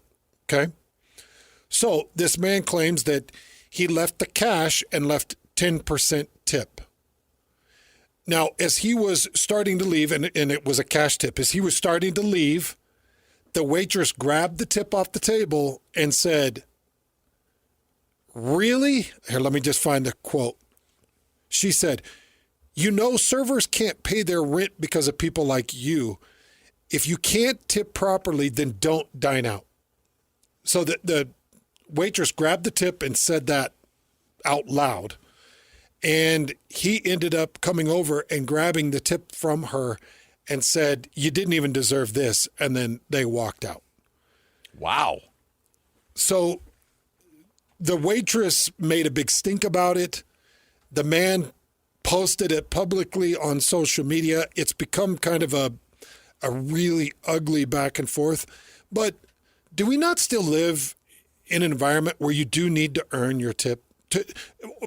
Look, I get it. I've got one daughter that's in customer service, and you've got a couple of sons that are in customer service, and I know that their livelihood depends on that tip. They make like $2 an hour. Oh, yeah. Yeah, a ridiculously low amount on the hourly. It's the dumbest thing that you've ever heard of in your life. Anybody that doesn't understand the tip service industry, you need to learn it, because until you do, you don't understand how important that tip is to the person that's been working your table for that hour. Yeah. It's their livelihood. But, like I've told my daughter, you get what you earn and deserve, with some cases outstanding. Yeah. No, and that's the thing. Like I think Brooks, my middle son, who's our good friends at El Matador, they're in Bountiful. Go there, tell him what's up. My youngest son, who's a busser there at El Matador, they know the drill. They know that if they screw up, if they're not now, like they can, if there's an order that's screwed up in the back or something like that, they apologize. They do whatever they can to make it right. But if they're just lazy and offer poor service, that it's going to reflect. And I think they understand that. There was a woman the other day, though, who came in and she pulled aside my middle son and she goes, "I'm so sorry. I just can't afford 20%. We're awesome. I just can't afford it." Well, then you really don't have enough money to go out to eat. Because if you get excellent service, then you should be paying at least 20%. That should just be part of the cost of going out to eat. So if you can't afford it, and you just and she was like, she just told me right up front, like, "I can't afford the 20%, so I'm sorry, I'm not tipping you." And I'm like, okay. Up front, yeah. Wow, that's interesting. Yeah, exactly. Well, after the meal. But she was upfront about it. She's like, "You're not going to get a tip because I can't afford it." Okay, well then you shouldn't be going out to eat. That's brutal. Yeah, but if you had really horrible service, then I totally understand. And I think a lot of servers understand that too. I do think that there is a generational gap and some misunderstanding of what a waiter's or waitress's pay is. Yeah. I don't think that they understand. Like they have to have that money. Otherwise, they get no money. They work essentially for free because what they get paid hourly is taken in tax. Yep. So they only take home what they get in tips. And I try to be extremely understanding. When I was younger, I used to be pretty stupid with it. But nowadays, I try to be very understanding. And if I can afford more, I'll give them more. If the service is above and beyond, I'll give them more. Yeah. Because you're like, oh, geez, this is a pregnant mom that's trying to get some things going for the baby that's on the way, and she was overly helpful. It's like, geez, give them what you can. If you can, it's a big boost. Yep, no doubt. But if they're terrible, I get it. Yeah, like if everything this guy's saying is true, I totally understand. Yeah. Being like, you know what? I've had bad service where I can't even believe how bad the service is. Yeah. And I've in the last 20 years, maybe not left a tip 2 or 3 times. Yeah, or a slightly or a significantly discounted one. Yeah, I'd say a couple times, and it's got to be real bad. But if it's real bad, yeah. I've done it. 97.5, the KSL Sports Zone. Number 1. Miss any part of the show? Every moment of every show is available in podcast form by searching Hans Scotty on your favorite podcasting platform or online at KSLSports.com. This is Hans Olsen and Scotty G on 97.5, the KSL Sports Zone.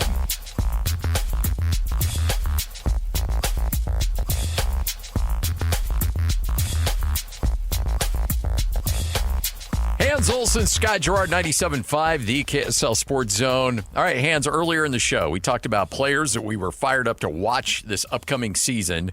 And in terms of their value, how important they are to their individual teams, you went with, and we talked about BYU earlier in the show. Mm-hmm. You went Jack Kelly. Yeah, Jack Kelly for BYU. I went Isaiah Jada for BYU. And the reason I went with Jack Kelly is BYU has got to make up some grounds in sacks.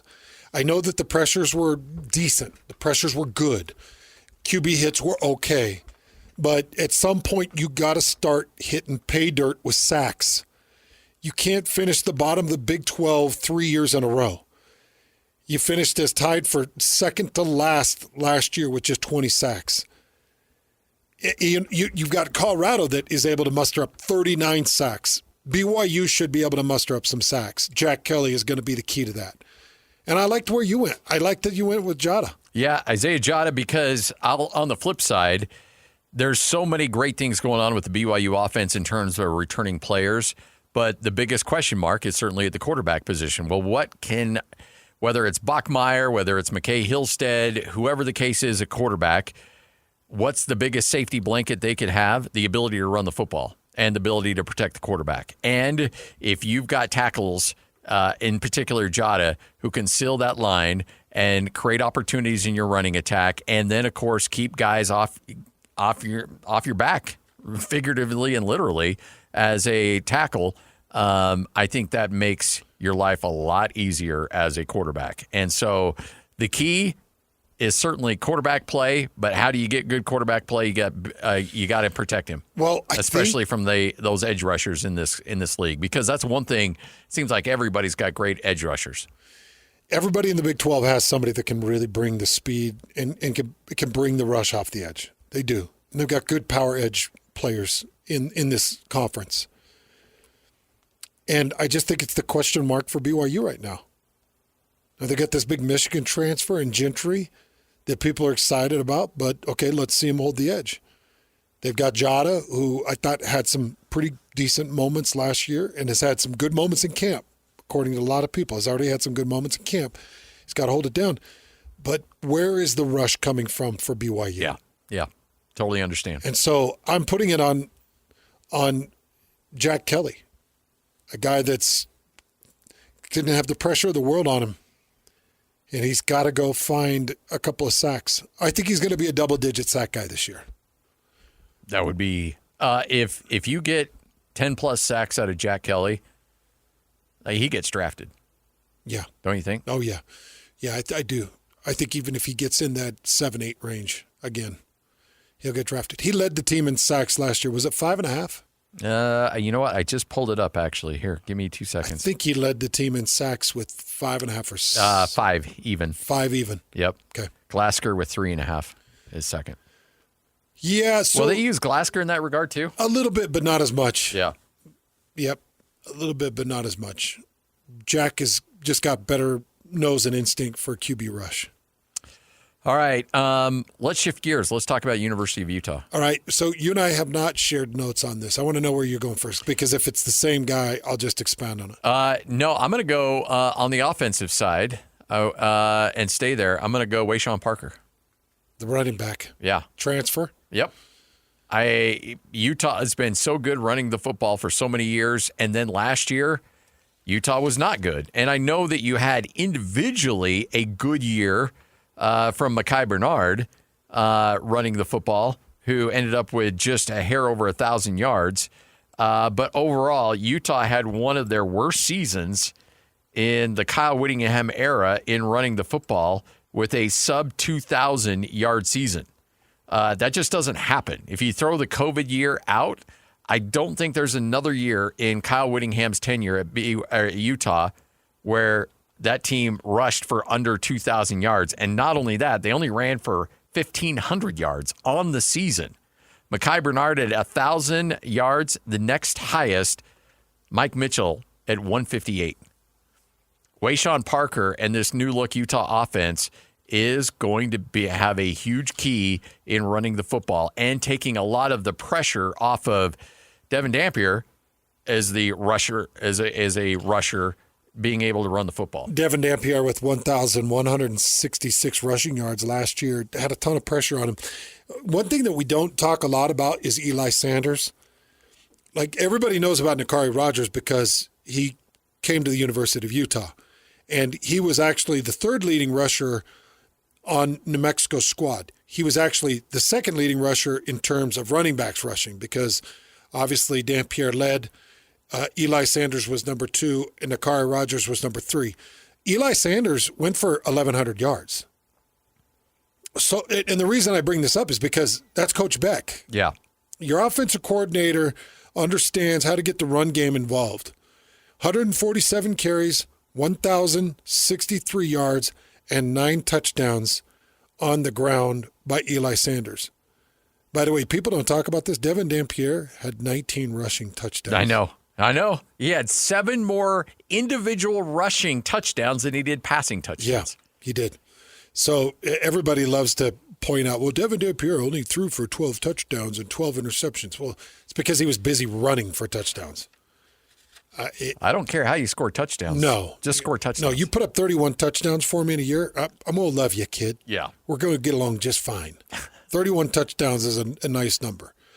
But I felt like Coach Beck did a pretty good job of at least forcing people to respect Eli Sanders. Now, Eli Sanders has transferred to USC.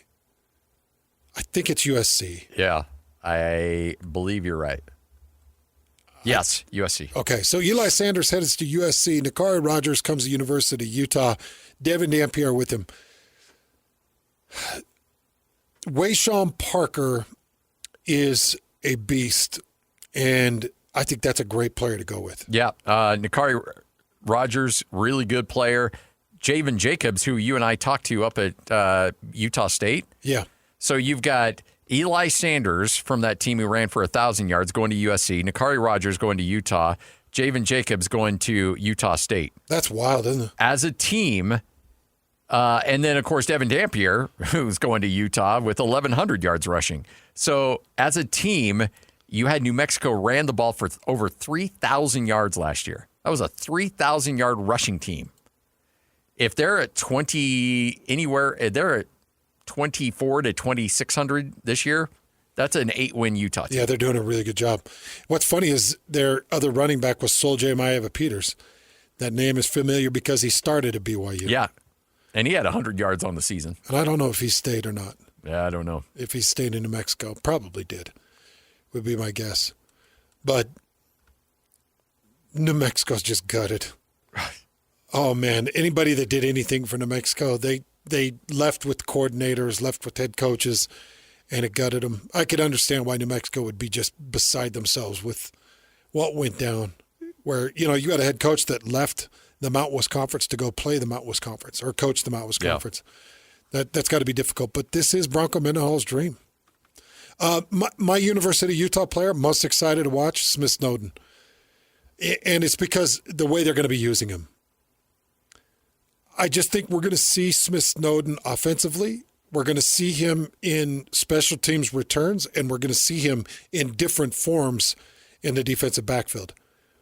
I saw one publication listed Smith Snowden as the number one most versatile defender in the backfield in college football because of his ability to play nickel, because of his ability to move to corner, and because he does have ability to play safety. He's big enough that he can play safety.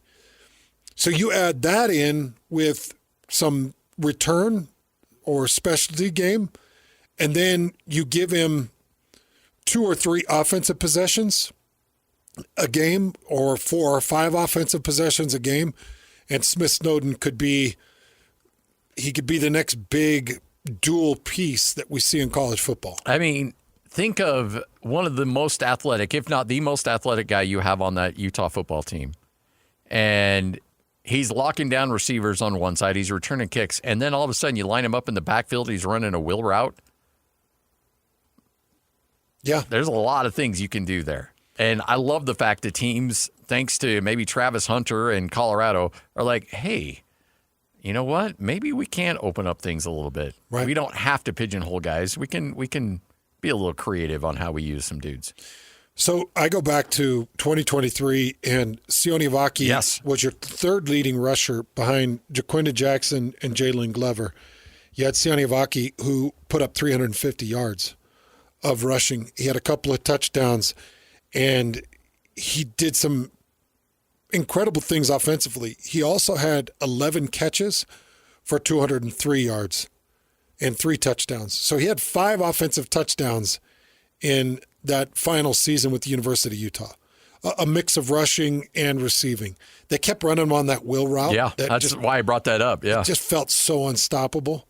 So Sione Vaki is kind of the example of what it could possibly be. Now, I know Vaki was a safety, and Smith is more of a nickel. But, when I was talking to Coach Whittingham about it, we did play the Smith Snowden sound of Coach Whittingham. Yeah, he's already on the watch list.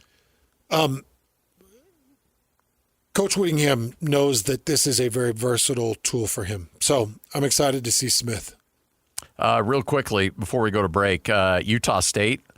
I'm going to go with a guy that looked to be on the verge of having an incredible career in Logan and then went backwards last year for whatever reason, whether it was uncertainty of the coaching staff, whatever the case might be. But I think Ike Larson, if there is somebody in college football who I thought would be good for Ike Larson, it's Bronco Mendenhall and Nick Howell. I thought that they would part ways. I did too. I was shocked when he stuck around, because I know for a fact that Bronco was very, as you would expect, Bronco was very upfront and honest. Like, anything you've done here in the past doesn't matter, good or bad. You're starting at ground zero with everybody else. So anything you get, you'll have to earn. And I think that if Utah State's going to be better defensively, they've got to find Ike Larson from 2023 and 2022, not 2024 Ike Larson. Yeah. I think that's a really good name and a really good player to watch. He could be a difference maker, or he could not see the field. I actually think it's going to be one of the two. I don't think he has just a middling ground season. He's either going to be a breakout, insane asset to the team or benched, because that's his skill set. And you can't exist mediocre in Broncos system. Nope. You're either going to get better or you're out. So I think Ike's going to be an interesting story on that. I'm going to the offensive side for Utah State, and it's Bryson Barnes. Oh, yeah. Because I think if Utah State does make noise in the Mountain West Conference, it'll be because Bryson Barnes is a determined master of his craft. And he figures out the timing and the tempo and the rhythm of things. I do want him to have the pass-first mentality. I want him to have his athleticism and be able to move, but I want a pass-first mentality. Because I think that McGivern kind of needs that. You know it better than I do. I think McGivern kind of needs that. He does. He needs a pass-first mentality, and I hope Bryson can find a little bit more consistency in accuracy. But I also hope that, you don't kill his will to be who he is. Speaking of that Sione Vaki year, Bryson Barnes was your leading passer for the University of Utah. 1,600 yards, 12 touchdowns, 59% completions. And he was your fourth leading rusher with 300 yards and 3 touchdowns. Yeah. And at the University of Utah. Yeah. And frankly, one of the better individual performances we've seen at Utah with that win in the Coliseum against USC. Yeah. Single-handedly leading that team to a victory. I got to tell you, man, there's guys that come along every now and then that just grab your heart. And Bryson's one of those guys. Yeah. I want great things to happen for that kid because he deserves it. He's worked his butt off, and he's put so much work into his body. At Mount West Conference Media Days, the guy looks like, is it Jim Carville? Who is the Superman? Oh, yeah. Or not Jim Carville or yeah, I know who you're talking about. Henry Cavill. Henry. That's the one. I think Jim Carville's like the political pundit. Oh, yeah, he is. Yeah. He doesn't look or like James him. Carville. James is that Carville. Guy? Yeah. But he looks like that Superman guy. Just blocked out. Yeah. Dude had a heck of an offseason. I hope it reflects, Scotty. I hope you're calling a lot of wins this year. From a selfish standpoint, yes. You and me both. I think you're going to. Because I think Bryson's a leader. I think that Bronco's unpredictable. I think that there's good talent. I've got faith that they're putting together a good offensive line. I think Coach Acatelli knows talent. I think he can design skill. And it seemed like he and McGivern were really connecting when we were up there at Utah State Media Days. Yeah. It felt like they were connecting. I'm happy for Bryson. I want it to go well, just from a standpoint of he deserves it. He deserves a chance to be the guy and to have a whole season where he's not being thrown in Game 6 or thrown in the fourth quarter of a Rose Bowl and said, hey, other guy's hurt, go out there and do it. Like he gets to have a team all to himself from week 1 to week 12 and hopefully into bowl games as well, where he's like the guy for a full season because he deserves it. He'll have one more season of eligibility, correct? No, I think this is it. This is it? Yeah. Okay. Pretty sure. You never know these days. Plus, he could end up suing the NCAA, and he'll get another year because anybody who sues right now gets another year. So I thought that it was his last year, and he's listed as a junior on the publication. Is he really? Yeah. Well, they may not have updated it from last year either. Probably didn't. Because they don't have numbers, so they're still trying to figure that stuff out. Because in years of eligibility, you're right, you go back to 2021, and he did play in a couple games, if I remember right, for the University of Utah. So he got 21, 22. I would love for Bryson to have another year. That would be outstanding. Well, we'll see. Right here on 97.5, the KSL Sports Zone. The wheel is loaded, and it's time to talk some sports. This is Sports Roulette with Hans Scotty on 97.5, the KSL Sports Zone.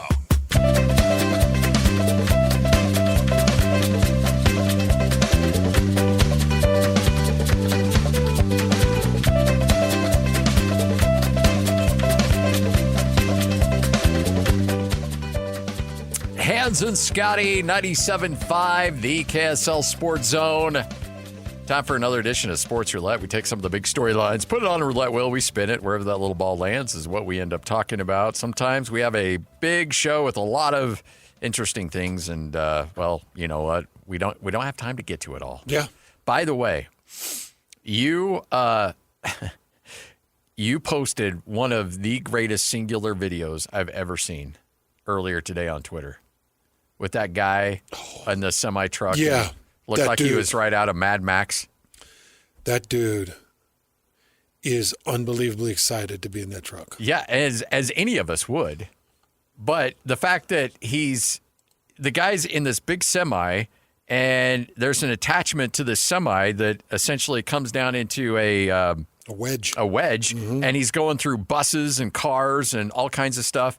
And he's protected. He's got a helmet on, but his window's open. Yeah. And all this debris is like flying through this window. I'm like, at least close your window, man. Yeah, when he hit the boat, a big chunk of the boat hit him right in the face. And this guy's 450. Easy. He's a big mamba jamba. Massive dude, and he's got this helmet on that he's squeezed his head and face into. And he's hitting these cars, and his body is just all over the place. And then after he gets through blows up all these obstacles, he raises his hands and rejoice, and it's just the best. I mean, he stops the vehicle, and he takes a moment, and you're thinking he's like going to breathe heavier. He's like, breathe a sigh of relief, and he goes, yeah! He's just cheering himself. Have you seen this, Christian? As you were talking about it, I went and looked at it. That's awesome. The ending is what kills me. That boat that hits him in the face is ridiculous. Unfazed. Oh, yeah. Just kept his foot on the pedal. Yeah. Nothing was going to slow him down. That wedge is pretty sweet, though. It looks fun. Wouldn't that be fun? Just I-15 in the middle of traffic jam and just right down the middle. Just follow one of those bullet bikes.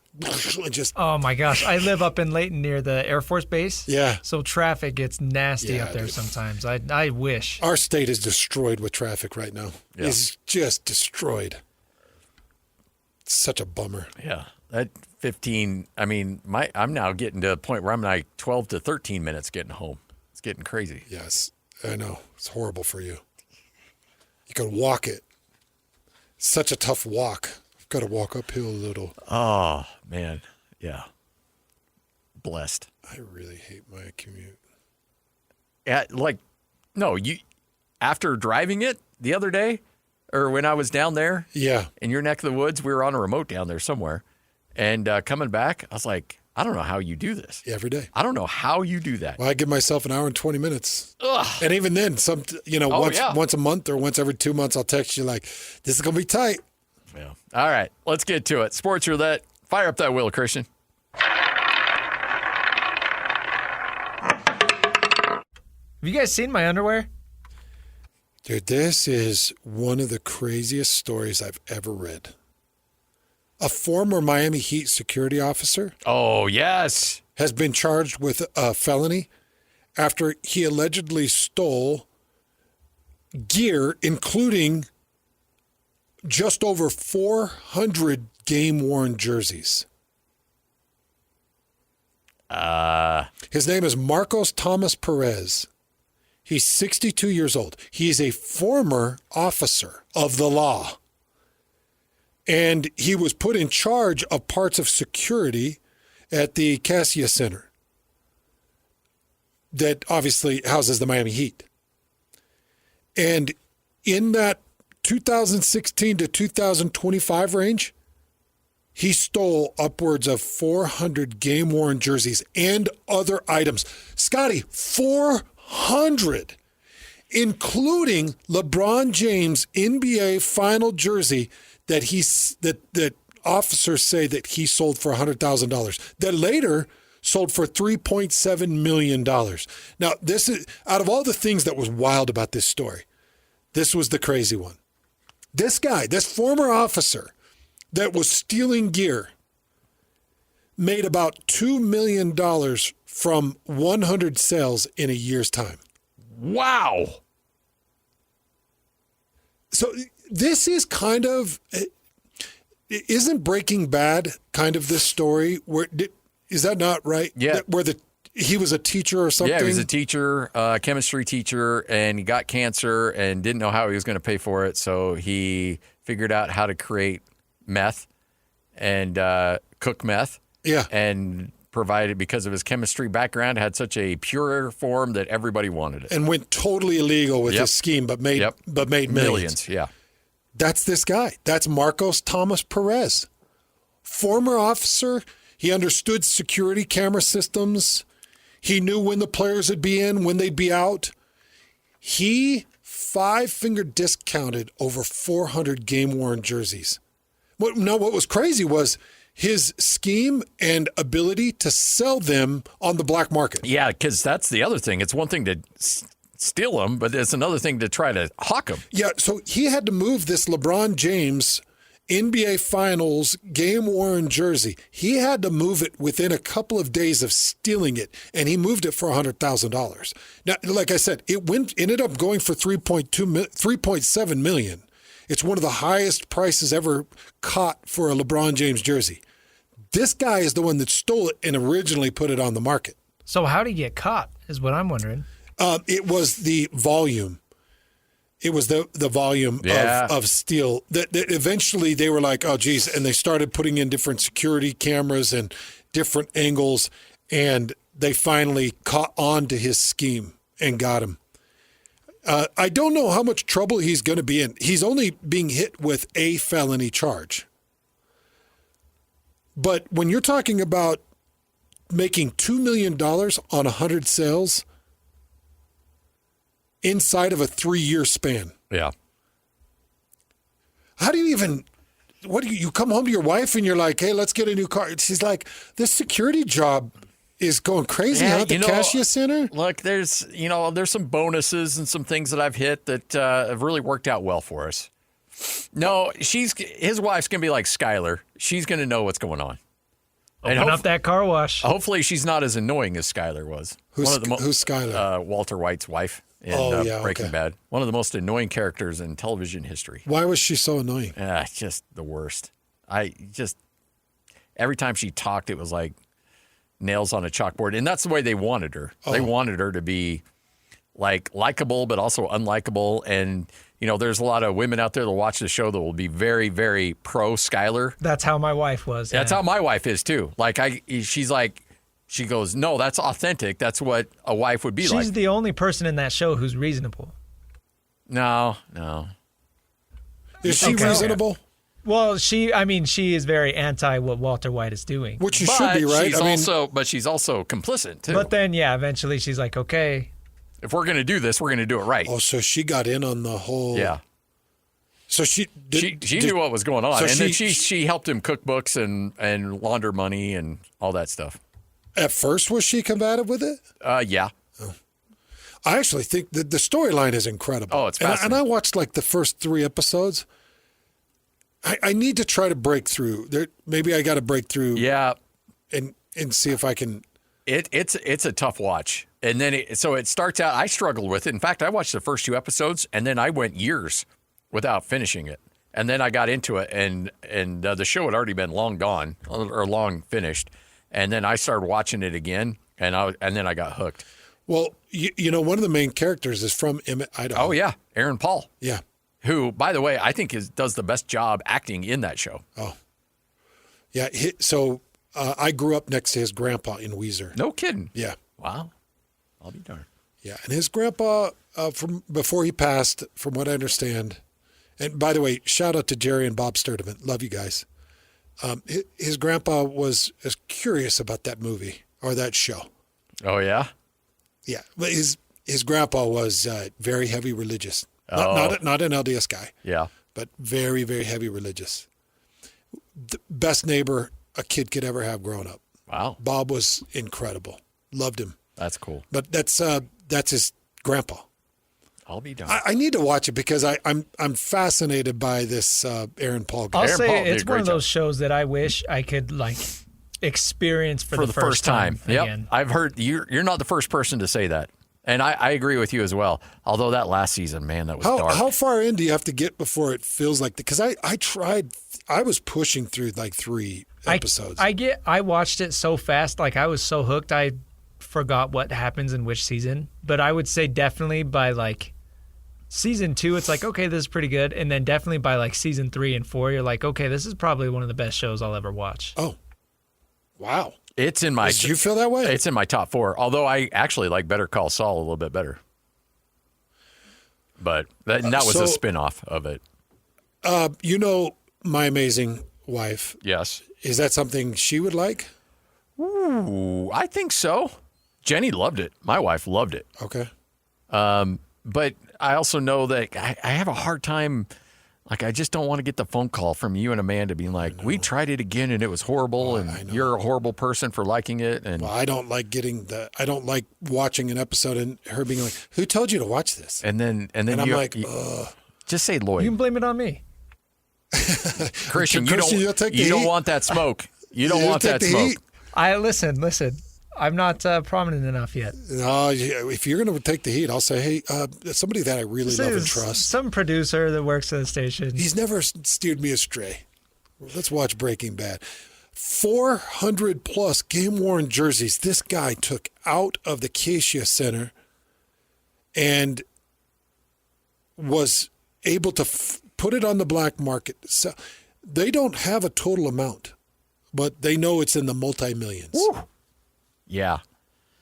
Yeah, when the wife pulls up the bank account, she's like, whew, you know that we have $1.2 million in our savings. How did that happen? Don't worry about it. It's fine. Okay, I got to ask you. If you could, Christian, I want to involve you in this. And I want, let's, come on. Buckle up, Christian. Moments of honesty. Yep.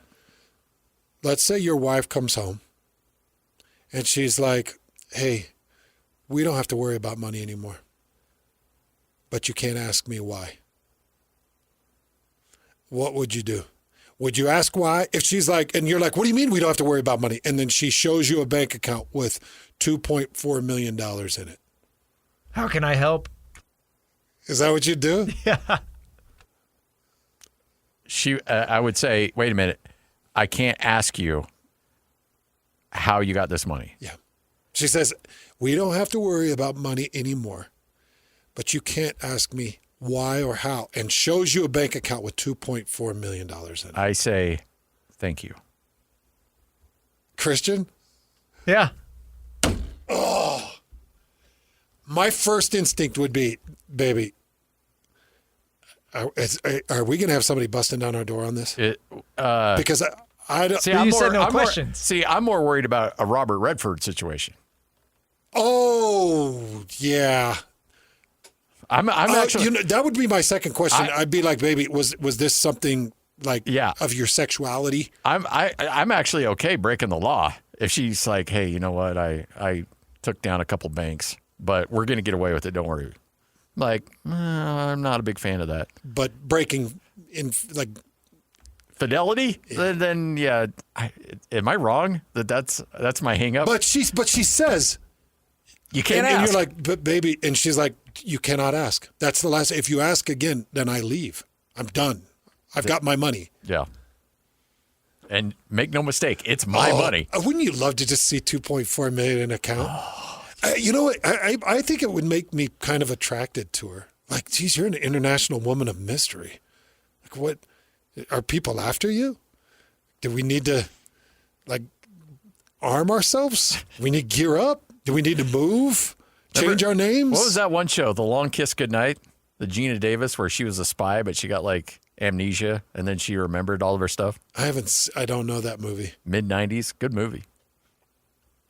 I do like Gina Davis. Yeah, you should watch it. I think you'd like that. Long Kiss Goodnight. I might try it. Yeah. All right, 2:52, wrapping up another edition of the show. Hans Scotty, 97.5, the KSL Sports Zone. You're locked on to Hans Olsen and Scotty G. That's right. Yeah! On 97.5, the KSL Sports Zone.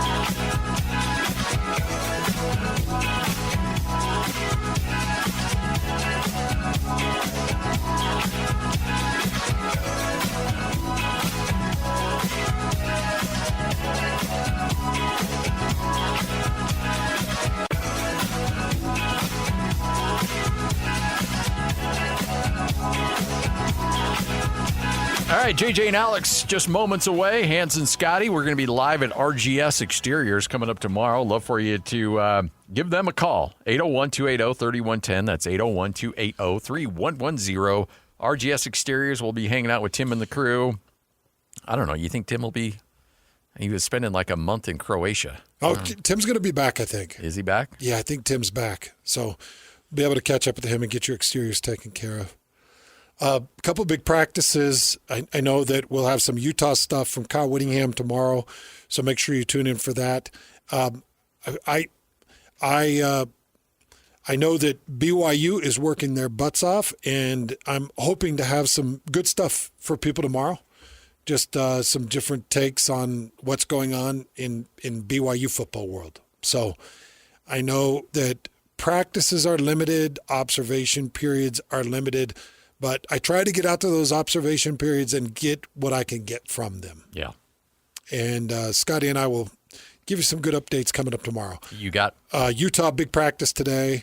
BYU, big practice today. And then obviously Thursday is going to be important. But they know it's getting into crunch time. And then next week you'll start into some of the game plans. Love it. Can't get here soon enough. Bailey's with us from Mint Medical. And look, there's a lot of ways in which you can reinvigorate the marriage. And obviously, if you're struggling with ED, you've got some great opportunities to help out. And a trip to Mexico certainly doesn't hurt there as well, Bailey. Right. It's a great way to kind of, as you said, reinvigorate your relationship. Yes. And we talk about putting you back into mint condition, but it's great to put your relationship back in mint condition as well. 5 nights in Cancun, and this is a beautiful resort in Cancun. And all you got to do is call and come in and see if Mint Medical can help you. And I'm pretty darn sure that when you show up and you present the issues that you're dealing with, Mint Medical is going to be able to help you. And that's all we're looking for, Bailey. Exactly. We'll give you that free blood flow analysis, the exam, and that's free to find out where you're at. So there's no harm, there's no obligation to come in and check that part out. And we do have some solutions that can really help you. And you know what? The thing is, there's ways to get immediate help. There's ways to knock this out over a couple weeks. But the bottom line is, you're not stuck on the blue pill forever. You can have an end date to this and correct any issues in a matter of weeks. Exactly. Just a few 10 to 15-minute treatments total over the next 3 weeks, and you can have this thing licked. Do you do couples consultations? We do. So, like, if a husband and a wife are both struggling with that intimate excitement, you'll take them in for a couples consultation. Those are the best consultations because it's a compliment to the relationship when both the spouse shows up and they're supportive of one another. That we tend to find that we can find a solution for them, and especially when that spouse is supportive of that. Because everybody that's in a good relationship they want a physical relationship, right? And you want to feel good and confident about that physical relationship. If you feel like you're lacking, whether you're man or woman out there, Mint Medical can help you. And it's not just the ED stuff. We're talking about different hormone replacement or hormone treatments. We're talking about the semaglutides that can help with weight loss. We're talking about so many different areas. And don't forget, 5 nights in Cancun on the line. Just call Mint Medical, set up an appointment. It's free as well, and let's get you back to good health. That's right. Get you back to mint condition. Mint condition indeed. 801-804-8000. That's 801-804-8000. Bailey, you're the best, man. Thanks so much. Thanks, guys. Thanks to both of you. Hans and Scotty, 97.5, the KSL Sports Zone.